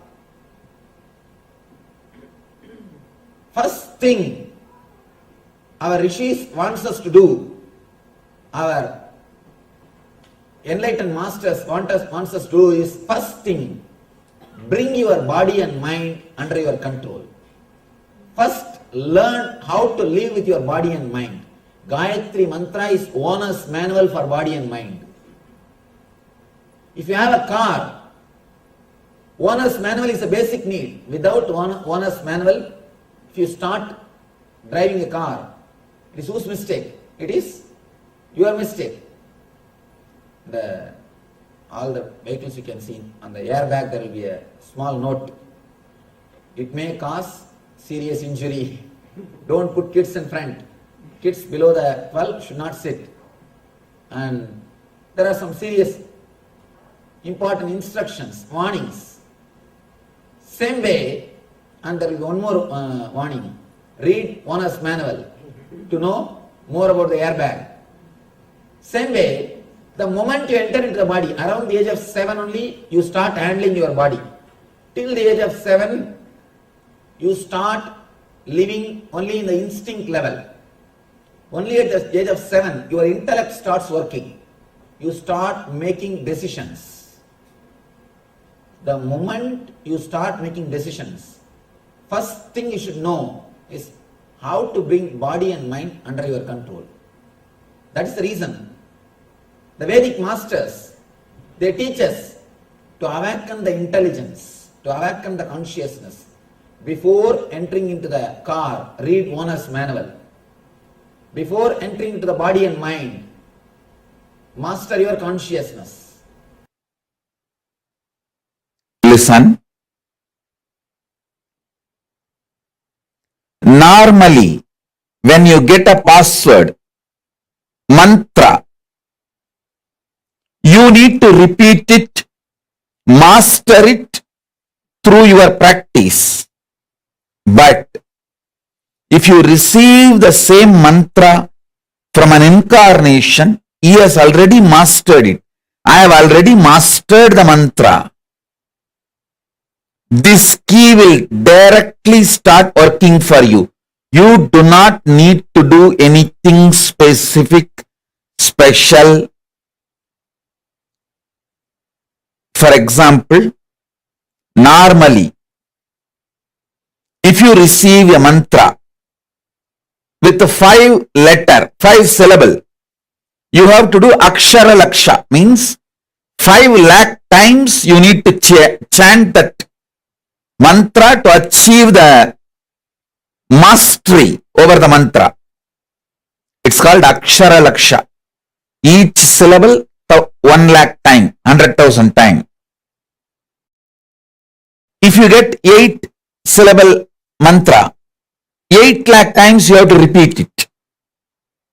But with me, I have already mastered this.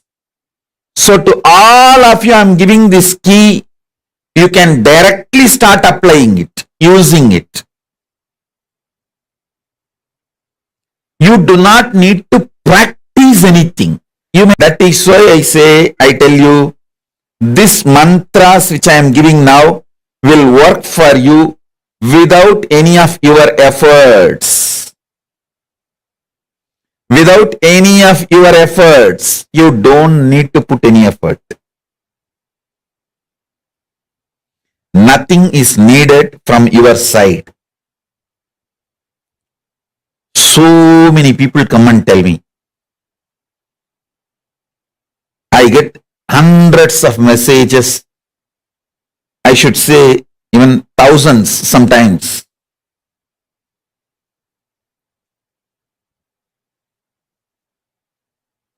How once initiated this experience, so many powers, so many things manifesting.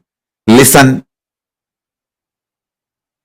With other gurus, after initiation, when you start practicing, you are tested. With me, after you are tested only, you are even allowed to come near me. If you just Google Nityananda, all the video comes up other than my satsang is a test for you. You have to cross all that huge distractions. And crossing all of that, if you reach me, and finally choose me, then the whole treasure I have brought from Kailasa is for you. It's like how in the fairy tales or the stories, you have to cross 7 oceans, 7 mountains, 7 rivers, only then you can reach the treasure sitting inside the cave. Same way only, you have to cross all kinds of scandals, rumors, lies, brainwashing, diverting informations, everything. 7 hills, 7 oceans, 7 river. Only then you can reach me. But if you decide to reach me, then all the treasure I brought from Kailasa is here for you. If you choose me, that's enough. You don't need any other spiritual practice. You don't need any other spiritual practice.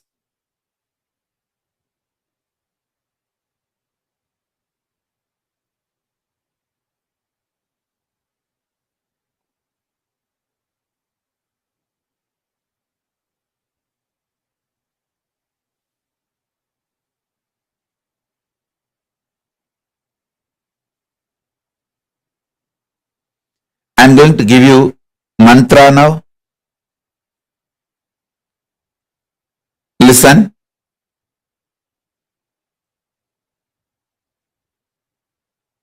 I'm going to give you 4 mantras. Gayatri mantra, then Shiva Diksha, Shiva mantra.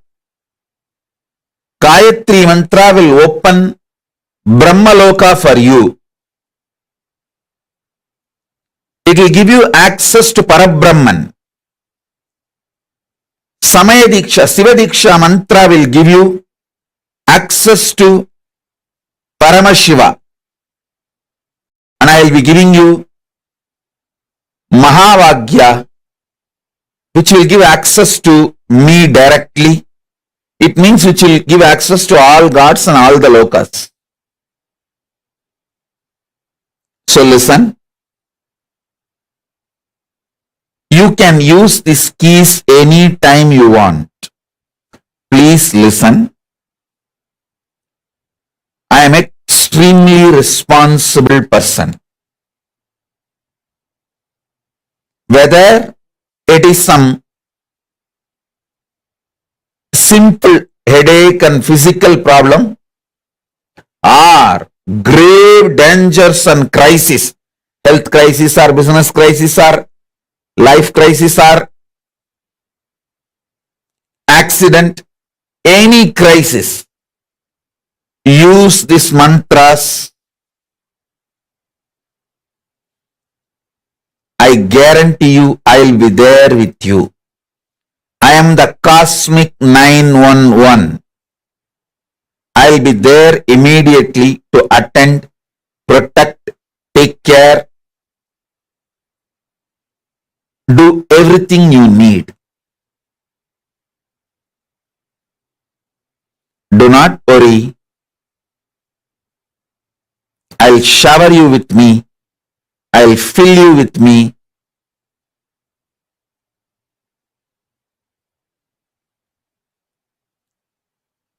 I will manifest me through you.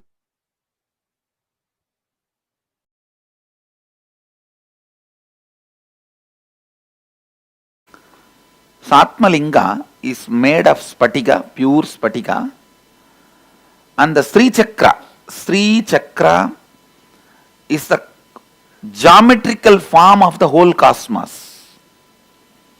The whole universe, the geometrical form is Sri Chakra.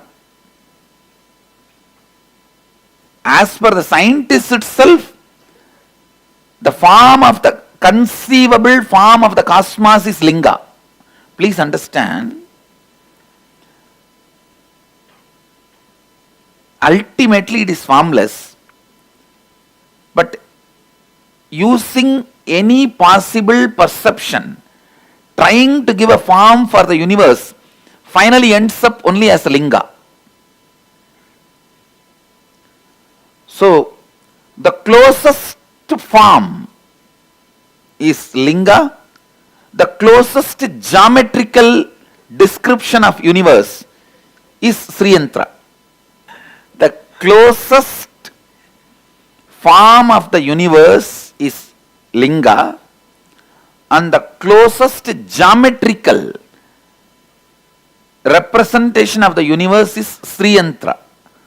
That Sriyantra is carved on this linga.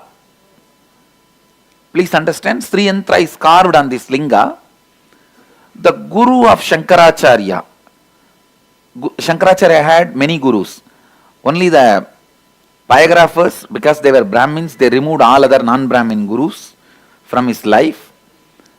Otherwise, he had many gurus. One of the Shankaracharya's guru, Abhinavagupta, installed the Shivalinga in Kashi Annapurneshwari temple. When we go to Annapurna temple, we will see this Sriyantreshwara. The deity is there. And that is the Mula Devata of Mahanirvani Pita.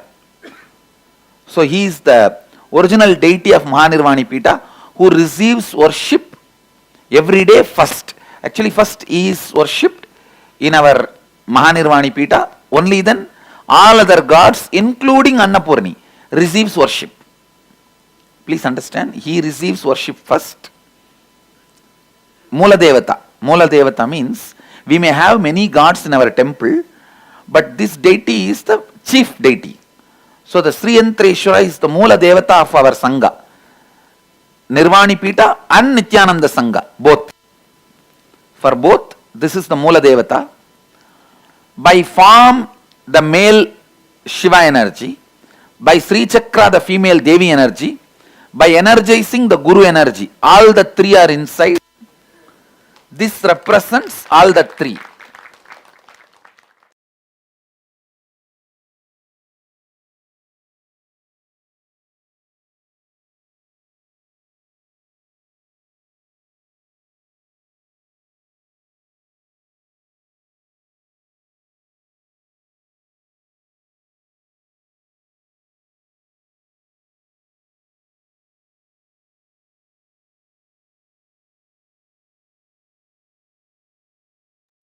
Yes. So beautifully, all of us heard Swamiji reveal deeper truths on the Shiva Diksha, on the Atmalinga. And today, as we said, you will be having the opportunity to receive this initiation directly from Swamiji during the darshan in just a few hours. And now we will be covering what are the do's and don'ts. There are certain requirements associated to the first level initiation, the Samaya Diksha, which is the first initiation. The Shiva Diksha is in two levels. Samaya Diksha is the first one, and Vishesha Diksha is the second one, which should be happening later during the program. Now, for the Samaya Diksha, which is 2 days initiation, there are certain things that you should not do after receiving the initiation. The first, do not abuse Paramashiva, who is the source of the cosmos, or Paramashiva's words, the Vedas, and the Agamas. Do not abuse the Guru from whom you have received the initiation, the Diksha. Do not abuse other sadhakas, the devotees, the disciples, and do not cross the shadow of Shivalinga. Do not eat the food that is kept aside for or offered to Lord Chandikeshwara. Most of us will not face that situation, but just inform you about that. Do not cross the flowers or the food that is kept aside for Lord Chandikeshwara as well, or offer to Lord Chandikeshwara, or offer to Lord Paramashiva himself. And to maintain integrity, there are some things you should ardently follow as well. And the initiated disciple should, till the end of this life, worship the Guru Paramashiva and the Shivagni, the sacred fire. And most of us do not have to do a specific ritual for that. Swamiji takes care of that part for all of us. And the initiated disciple should apply the vibhuti, the bhasma, on the body, at least on the forehead, and wear the rudraksha, that is the kantamala, this rudraksha at the neck. Yes, the daily puja is what is going to be the worship towards Guru and the Shivagni. Through the Guru, we are offering our gratitude towards the divine. Through this sacred initiation, you will be empowered to manifest the state, space, and powers of Paramashiva. So, if you want to manifest the greatest possibilities in your life, a lifestyle full of positivity, understanding that this life is fundamentally auspicious. Everything that happens in your life is auspicious. This powerful cognition can become your experience simply through this one initiation. It is your kickstart into the virtuous cycle initiated by Swamiji and living incarnation and avatar, who will guide you directly from your very inner space.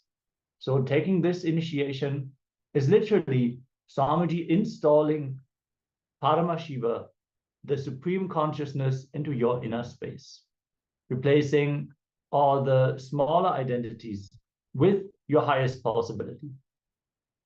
So as part of the Diksha, there's going to be certain ritualistic offerings. As part of the offerings is the Guru Dakshina. Dakshina is an offering made by the disciple to the Guru, out of a deep gratitude to Paramashiva for choosing us to take this auspicious Diksha. The Dakshina should be offered for a human being in this life, whether it's physical health, mental health, relationships, wealth, spiritual life, etc., to raise the human being in all levels. Paramashiva himself happens in the form of a human, in the form of a guru, to relate to him and to connect to him in a way that we can connect.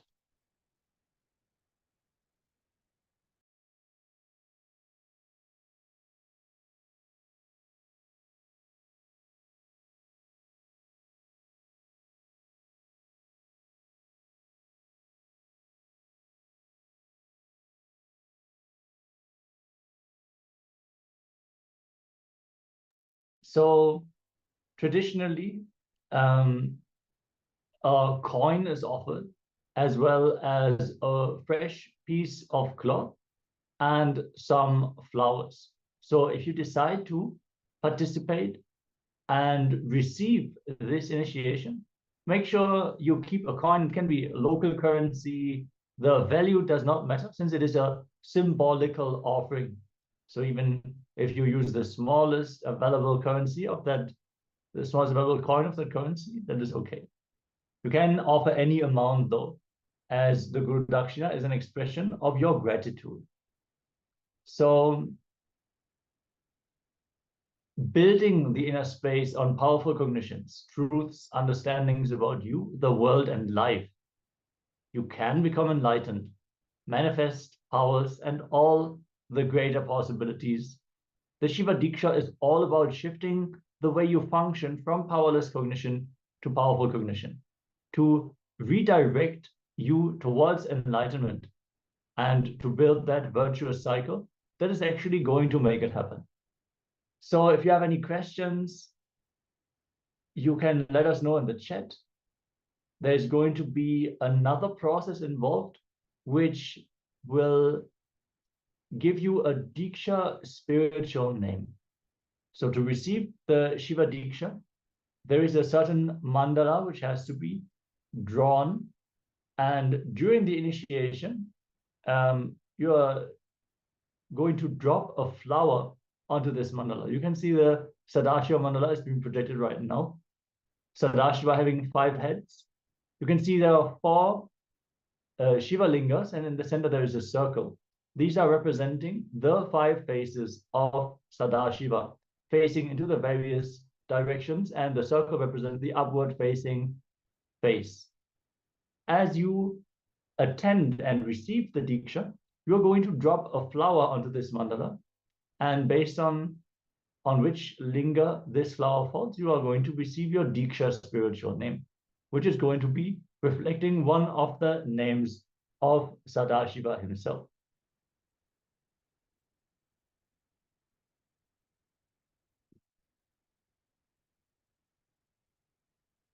Yes, we're going to also project the components which are required to draw this mandala.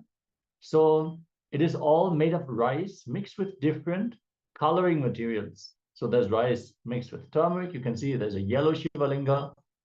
Then there's a black Shiva Linga mixed with the soot, which is carbon deposit, basically charcoal. You can even grind charcoal and mix it with the rice to make it black. And there's one which is completely white and one mixed with kumkum, coloring it red. And all three colors for the center circle. You can, as an exemption, take a screenshot of this mandala for the initiation, so you know how to draw the mandala.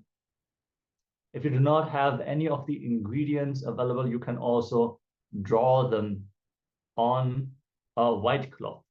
Don't draw it on the floor. Yes.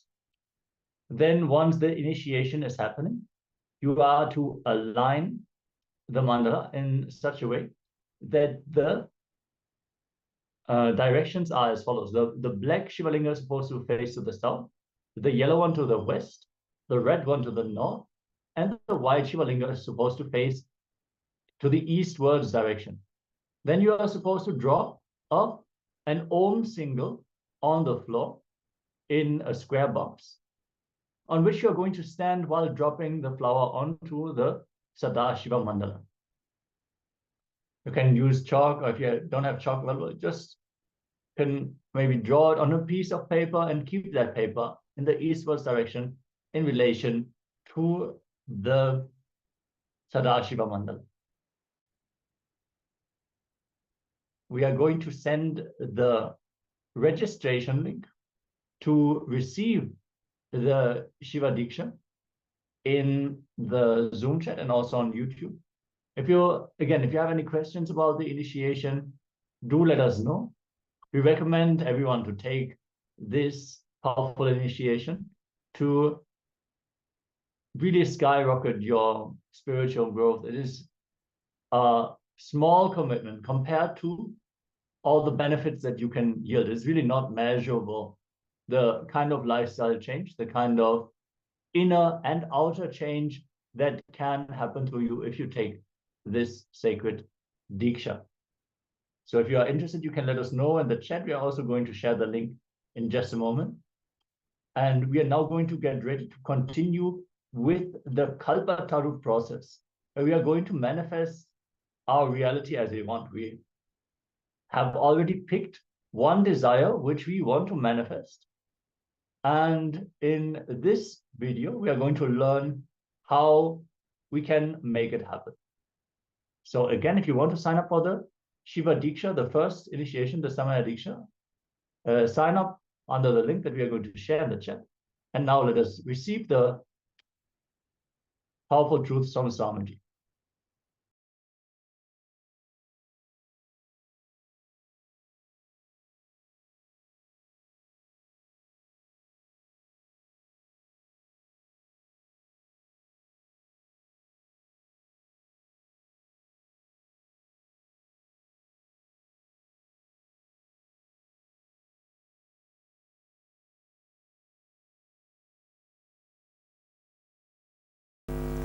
Sri Ramakrishna gave first Kalpataru Darshan on the planet Earth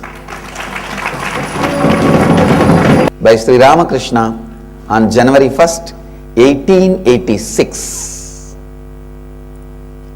And 112 years later, on this very day, 1978, the happening of Nityananda happened on the planet Earth. Your thoughts become words, words become actions, actions become life, life becomes reality.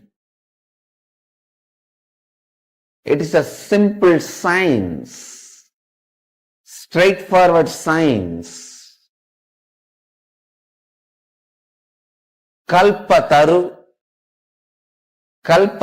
process is initiating you to harness the power of your reality by making you harness the power of your words, power of your thoughts, power of your actions, power of your life.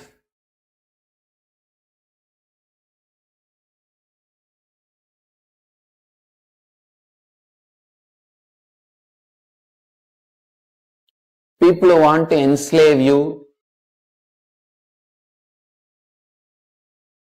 constantly brainwash you. Life is full of difficulty and impossibility.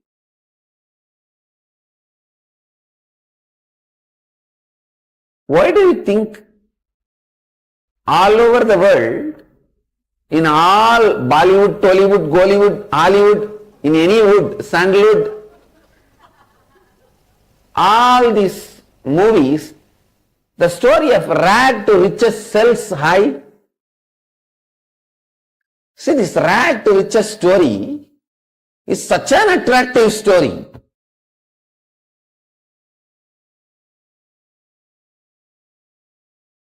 Everybody just celebrates that person as a hero if he is from rag to riches. Means penniless to billionaire. This rag to riches story is such a glamorous story. Why? Because you feel it is impossible. He has achieved impossibility as a possible. No, I tell you.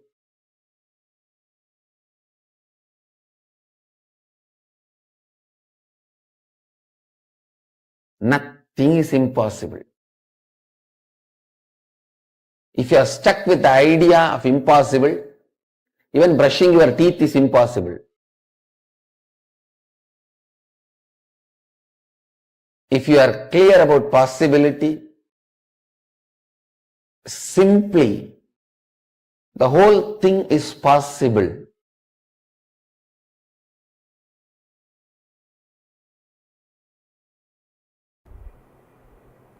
Human being is a seed, possibility. You are a possibility, seed. This is the first truth with which you need to have Shaktipata. You are not finished product. You are not done. Listen, you are not done.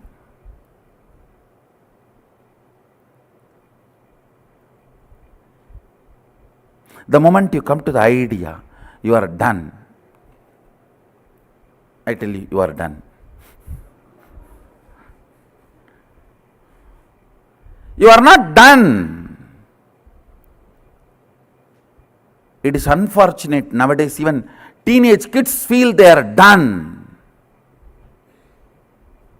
It's really unfortunate.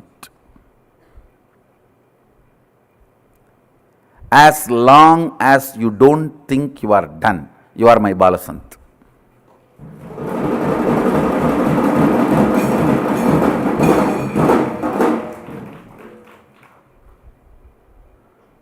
You are a seed, understand? This is too important idea, truth, you need to imbibe. Life is a possibility.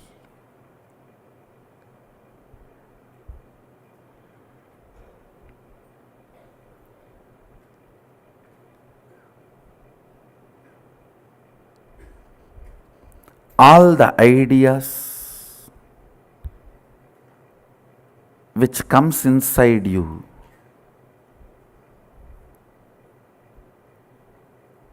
that you are done, nothing can be done, it is all over. all that need to be completed. You need to have Shaktipada with this first principle. Life is a possibility. Great possibility.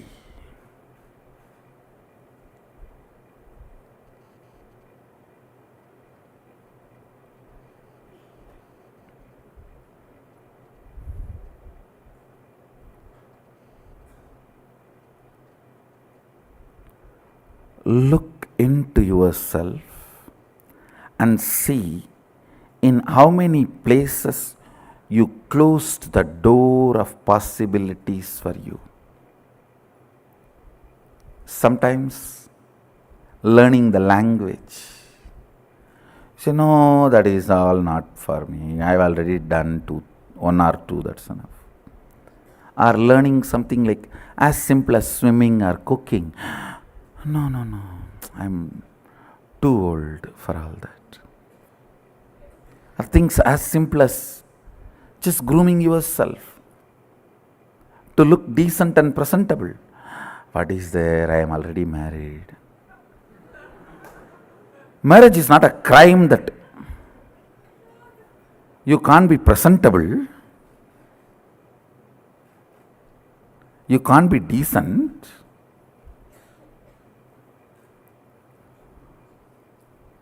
Now in India you can see this, hear this common, very commonly. I am already married, what is there to groom? All impossibilities you perceive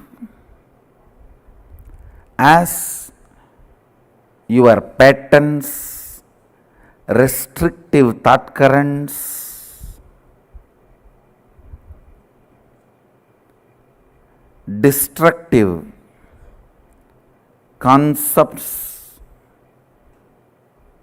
the patterns you carry, the samskaras you carry, thought currents you cherish, which are restrictive, destructive,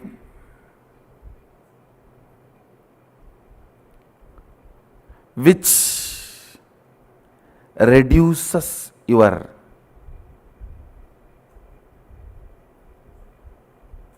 power manifestation. All of them are dead. Please listen.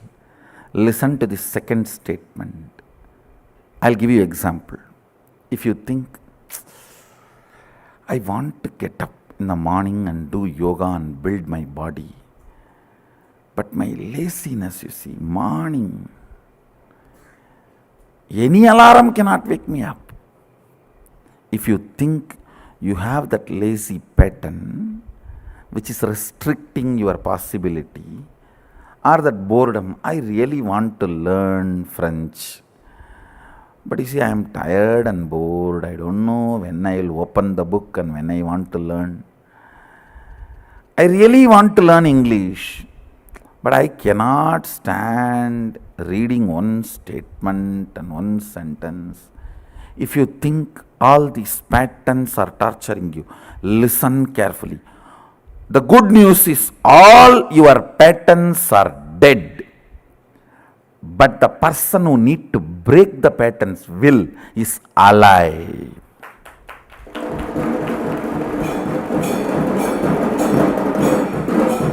Listen, your patterns are not living part of you. They do not live, means they do not exist. You are a living mechanism. They are not part of the living mechanism, which is you. Listen carefully. Same way, as long as you perceive problem, it's a problem inside.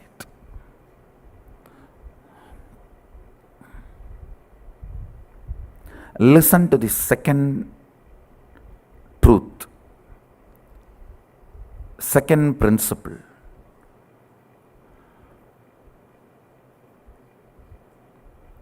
Everything you think stops you, whether your physiology, mind, life, I have seen people coming and telling me, I always want to be loving, Swamiji, but the moment I see that fellow, I just bust. Mess up the whole thing, only then I even remember I wanted to be very loving.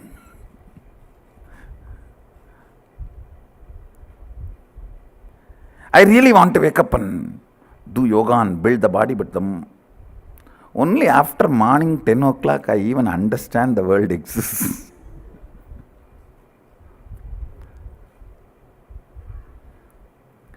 I really do not want to drink, but I don't know what happens. The moment it is weekend, Friday evening, I already discover myself I am in the bar. And I don't know what happens from workplace to the bar, how I reach, I don't know. I suddenly wake up with a bottle and cigarette. Only then I am realizing I am alive. Whatever may be the pattern, please understand, they are dead. They do not have life. They get life only when your will supports it. All compulsive thought currents and compulsive actions, listen, all compulsive thought currents and compulsive actions do not have life of its own.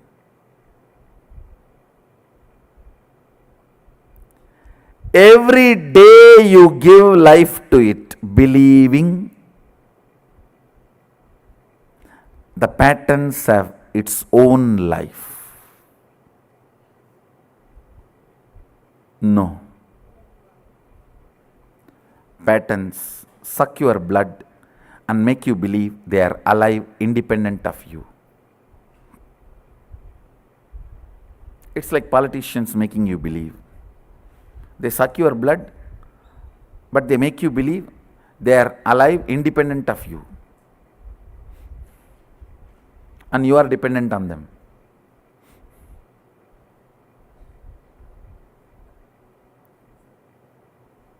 No way, nowhere. Patterns can have independent life. Third statement, very important, understand. Your will gives life to your patterns. You deciding you will not give life to them anymore means patterns are dead already. You just need to perform the last rites. You just need to perform the last rites. I wanted you to have Shaktipada. Means realizing these three statements. I'll repeat all the three statements. First,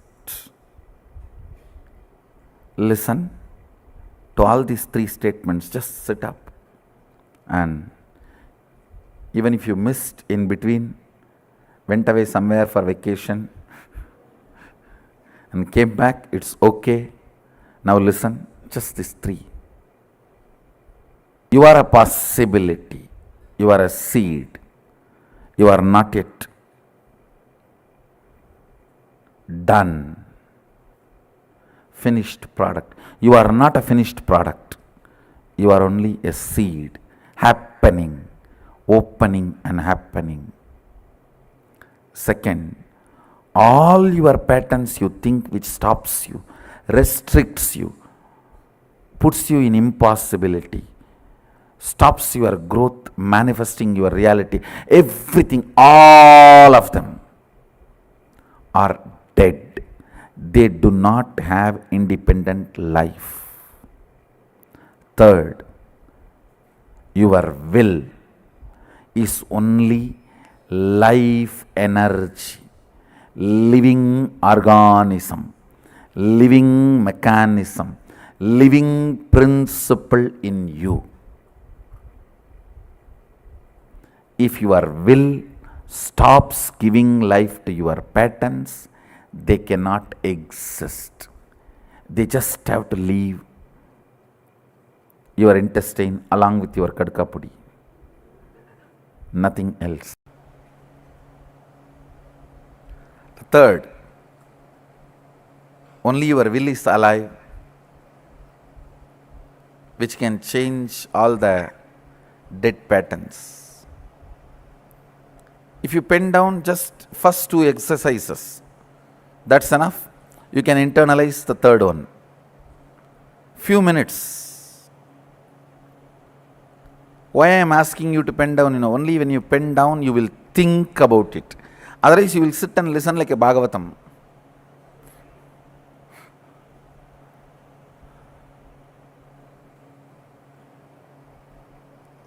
I want you to think, look into these ideas, try to internalize.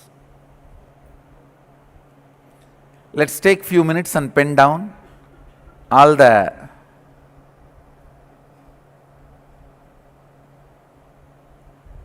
patterns, headache, curing your stomach, healing your stomach pain, are as difficult as you think. Expressing, manifesting Sadashivatva and his powers, whatever it is, whether it is a small problem or big problem, whatever plane, whatever level, whatever aspect, whatever dimension you feel you are done, pen down that. Pen down that. Even if you are 99, almost in deathbed, I can make you manifest powers of Sadashiva. Understand? No, I am not, sorry, please understand, I am not doing any proud claiming or pride claiming or ego claiming. No. I am just stating the fact. It's a simple fact straight away.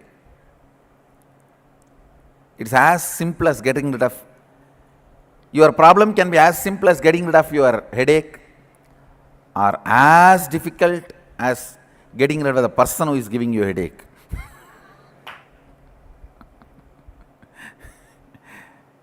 Whatever, the moment you feel you are done, it's not possible, pen down that.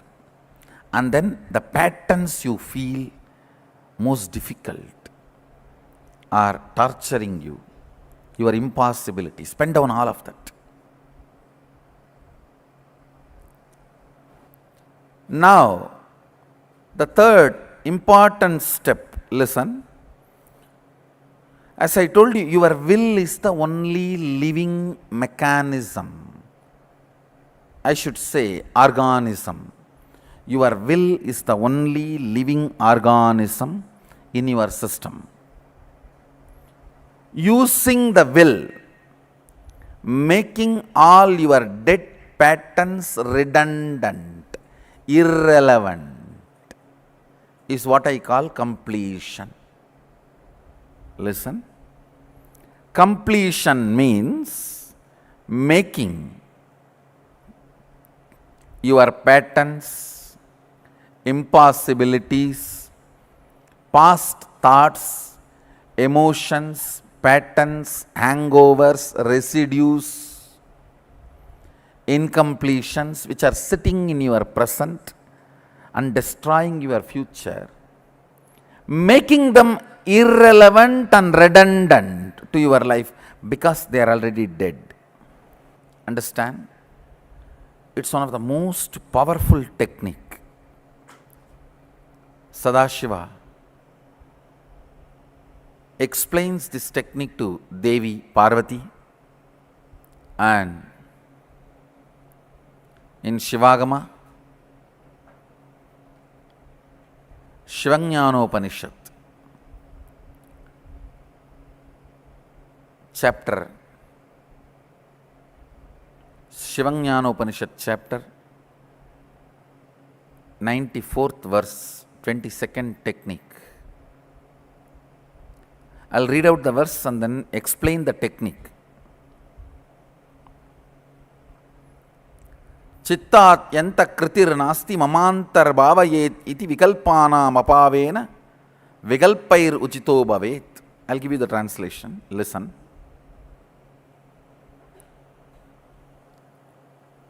All the patterns, incompletions, which you feel are stopping you, relive them with your will. Reliving means how they are functioning in you. Go in that same circuit and see how, when an impossibility pattern comes up, how you become tired, bored, frustrated. Scream in your shower. Many do that. When you are in your restroom, in your shower, if you suddenly remember impossibility pattern or a person who is embodiment of impossibility in your life, the way you react.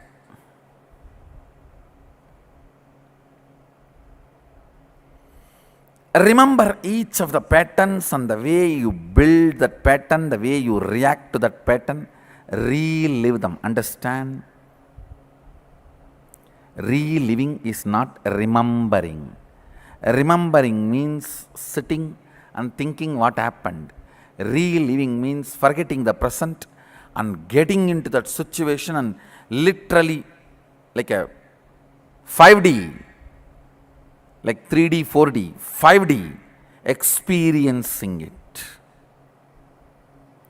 How when you are in shower, if you remember the person, you slap the water.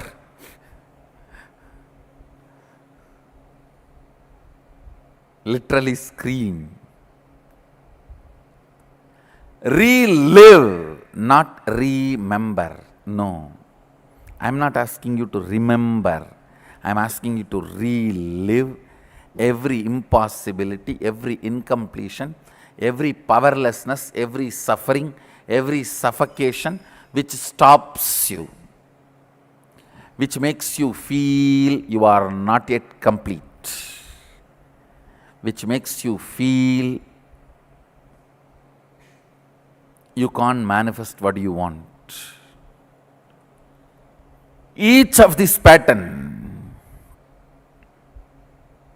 just go into that pattern, read what you wrote, go into that pattern and the same experience, same emotion, relive them consciously. Suddenly you will see they collapse. That impossibility collapses. Means the dead snake is burnt. Your will is the only living mechanism. If you relive all the dead patterns, your will realize your patterns are dead. They do not have life. They were posing as if they have life. They themselves do not have life. When you relive, this understanding will raise in your system. Each of the patterns, impossibilities, incompletions, frustrations you wrote, pick them up and start reliving with your will.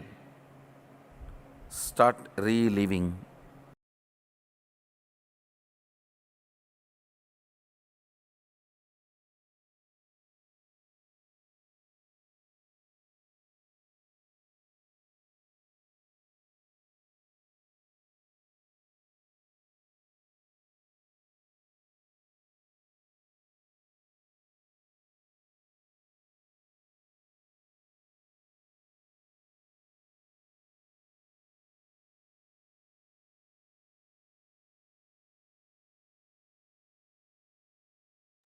Yes. So with this, Swamiji has revealed the science of making anything that you desire into a reality. And we'll be guiding you through a process now where you will be, you have to choose one desire, one thing that you really want to make into a reality. And then we'll be guiding you, reminding you of some of the fundamental understandings of the science of the Kalpataru, so that you will make that desire into reality, and thus you will understand how the science works and how to make everything that you desire into reality. Yes, choose something that is important to you, and maybe something that you feel is not immediately possible for you. Like those two factors, you should really want it. It should not be a casual desire that you pick just for the sake of this exercise. No, it should be meaningful. Only then, when you actually manifest it with this process, you will be convinced that this science is functional and that you can use it to manifest anything you want into reality. So in the first step of this exercise, please pen down one thought you want to cause as reality. Take up only one desire so you can understand the science of Kalpataru. And once you understand it, you can literally use it for anything in your life. The example given here is, I want to be part of a new project at work. It is one thing you might want to manifest as reality. Just pick something. It doesn't matter whether big or small. It should just be something that you actually want, not some bird desire. Just because I have this opportunity now, I want to have $250 billion on my bank account by tomorrow. This is not something that has been entertained in your inner space, not something that you actually feel. It's just a logical example. So pick something that is meaningful to you and write it down. We're going to give a few moments for this first step, and then we're going to move on to the next step of this process.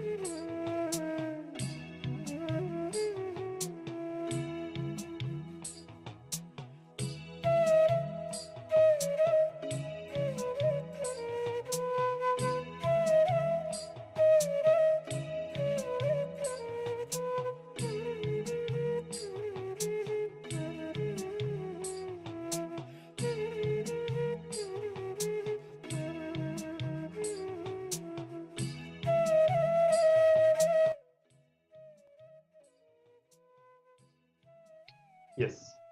So once you are clear which desire you'd like to manifest, let's move to the second step. And now you are going to pen down all the doubts, impossibilities, and incompletion you have around that desire. So it could be, for example, let's say that you want to become healthy. You will be feeling like maybe how is it possible? How I've been having this disease for such a long time. People in my family, it's genetic. We have it for generation. How can I heal? Just like for example, at work, you may be feeling how would I be chosen for that project? My boss prefers to work with other people. I'm not ready for it. So, what all doubts you have, impossibilities you perceive, and completions you have around that desire? You're going to write everything down. See, we will learn just now in this science of Kalpataru that it is these incompletions that stop our desire from manifesting into reality. So we'll be reminding you of these powerful cognitions and how to actually make that desire into a reality in just a few minutes. Let's first do this process, writing down all the doubts, possibilities, and incompletions that we have around that desire.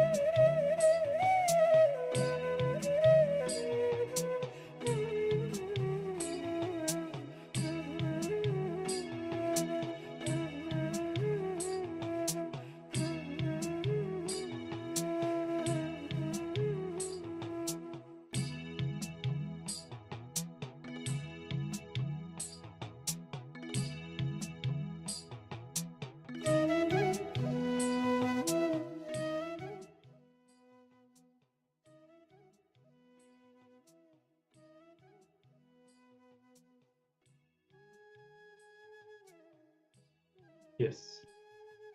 So let's now move to the third step. And after penning down all the doubts, impossibilities, and incompletions that you have around this desire, you are now going to complete with all of it.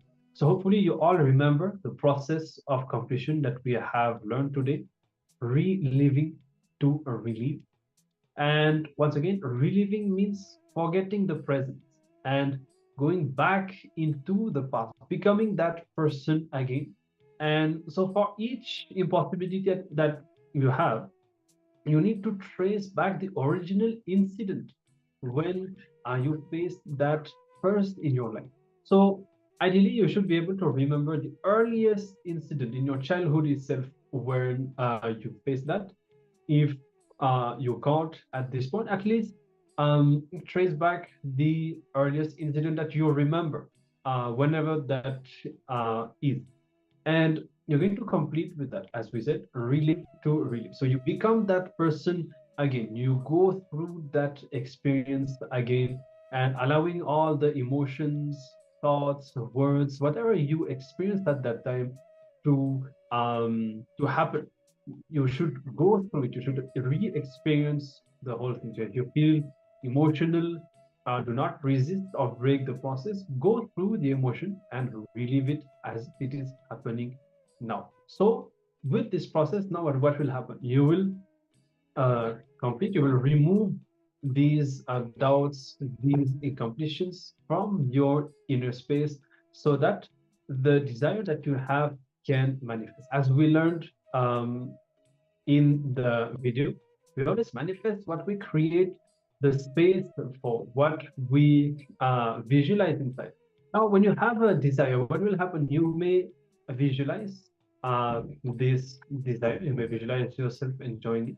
But the moment the incompletion comes up in your inner space, then this visualization is broken and your Kundalini energy no longer works towards manifesting that desire into a reality. Instead, only the incompletion will manifest, the impossibility, the suffering, whatever. So now, the first step, you are going to remove these incompletions, and then we will guide you to create the space so that your reality can manifest. And especially today, you will all be receiving the blessings from Swamiji for your desire to manifest during the darshan. So you can now start this completion process. Relive to relive every incident where you face these impossibilities, doubts, and incompletions. If you have any questions about the completion process, you can let us know in the chat. And please sincerely go back and relive the incidents to build a space of possibility for your manifestation to happen.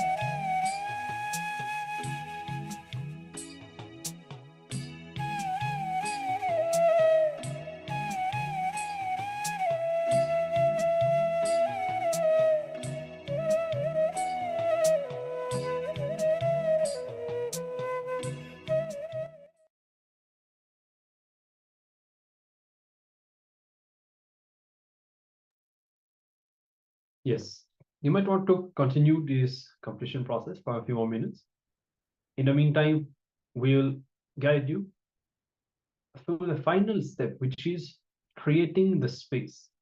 Now, creating the space means that you visualize as if your desire has already happened in the present, as if you are already having that, enjoying that in the present moment. And you see, we always manifest what we create the space for. So now what you need to do, you need to create that space by visualizing your desire has already manifested.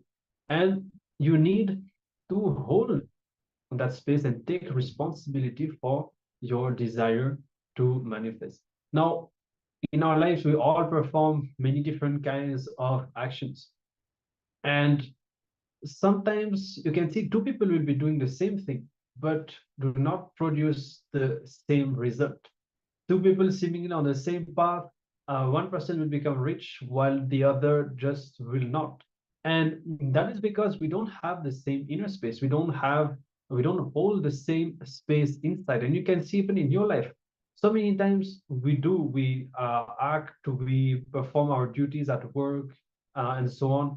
But many times we forget the original context, the original intention because of which we even started that work.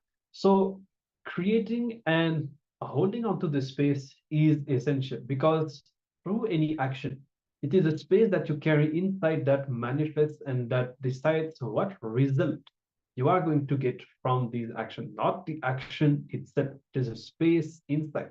So now, for this desire that you have written down, you are going to visualize that it has already happened. So by that, you create the space for it to actually manifest. And you need to now hold that space, keep it alive inside you, and take responsibility by seeing what kind of actions, what you need to do to make it happen. But you will see that with the power of this process, you will be able to make this desire into reality. If after creating the space, any incompletion, any doubt about your manifestation comes up, look in. Trace back the incident when this doubt happened, completed, and recreate the space. A space created once, but then doubted, is a space that you discarded. You decided for the incompletion. So complete, recreate the space, formulate your will again, and hold it intensely until there is only clarity that this is going to be your reality in your inner space. Today, Swamiji is going to give all of us the Kalpataru Diksha, the initiation, infusing the intense energy into all of us to manifest this one desire that we are holding. So keep recreating the space and receive the initiation, manifest what you want into reality, as we are about to get ready for the darshan preparations. Yes, and keep in mind, Swamiji will be infusing his own Kundalini energy into the space that you are going to be creating now. So before the darshan starts, finish the completion process that you have started, complete with all the incidents, and create the space. And you are going to sit in a simple meditation, just a few minutes before the darshan, consciously holding on to that space, empowering that space within you, so that with Swamiji's blessings, it will become a reality. So with this, we are going to prepare ourselves to transition and get ready for today's darshan.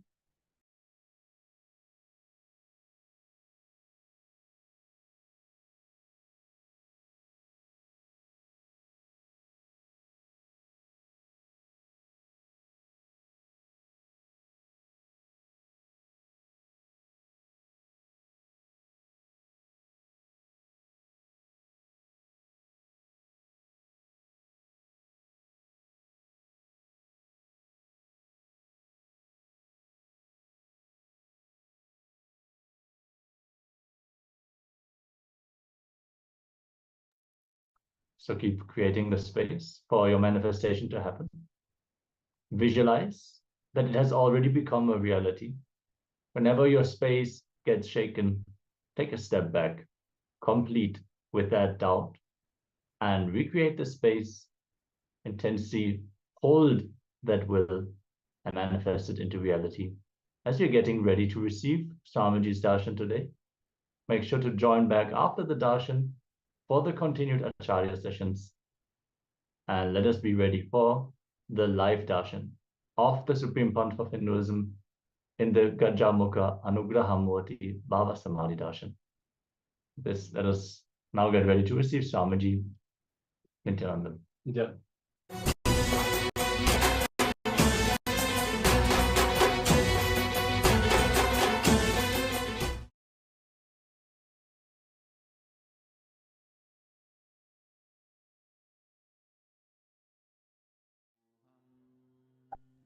Today, all of us are going to be receiving the darshan of this very manifestation of Paramashiva as Gajamukha Anugraha Murti, the most auspicious, ultimate manifestation of Paramashiva. This form of Paramashiva, it is in this manifestation, Paramashiva blesses Bhagavan Ganesha, graces Bhagavan Ganesha as Gajamukha with the elephant head. Actually, this form is so powerful. Anything you want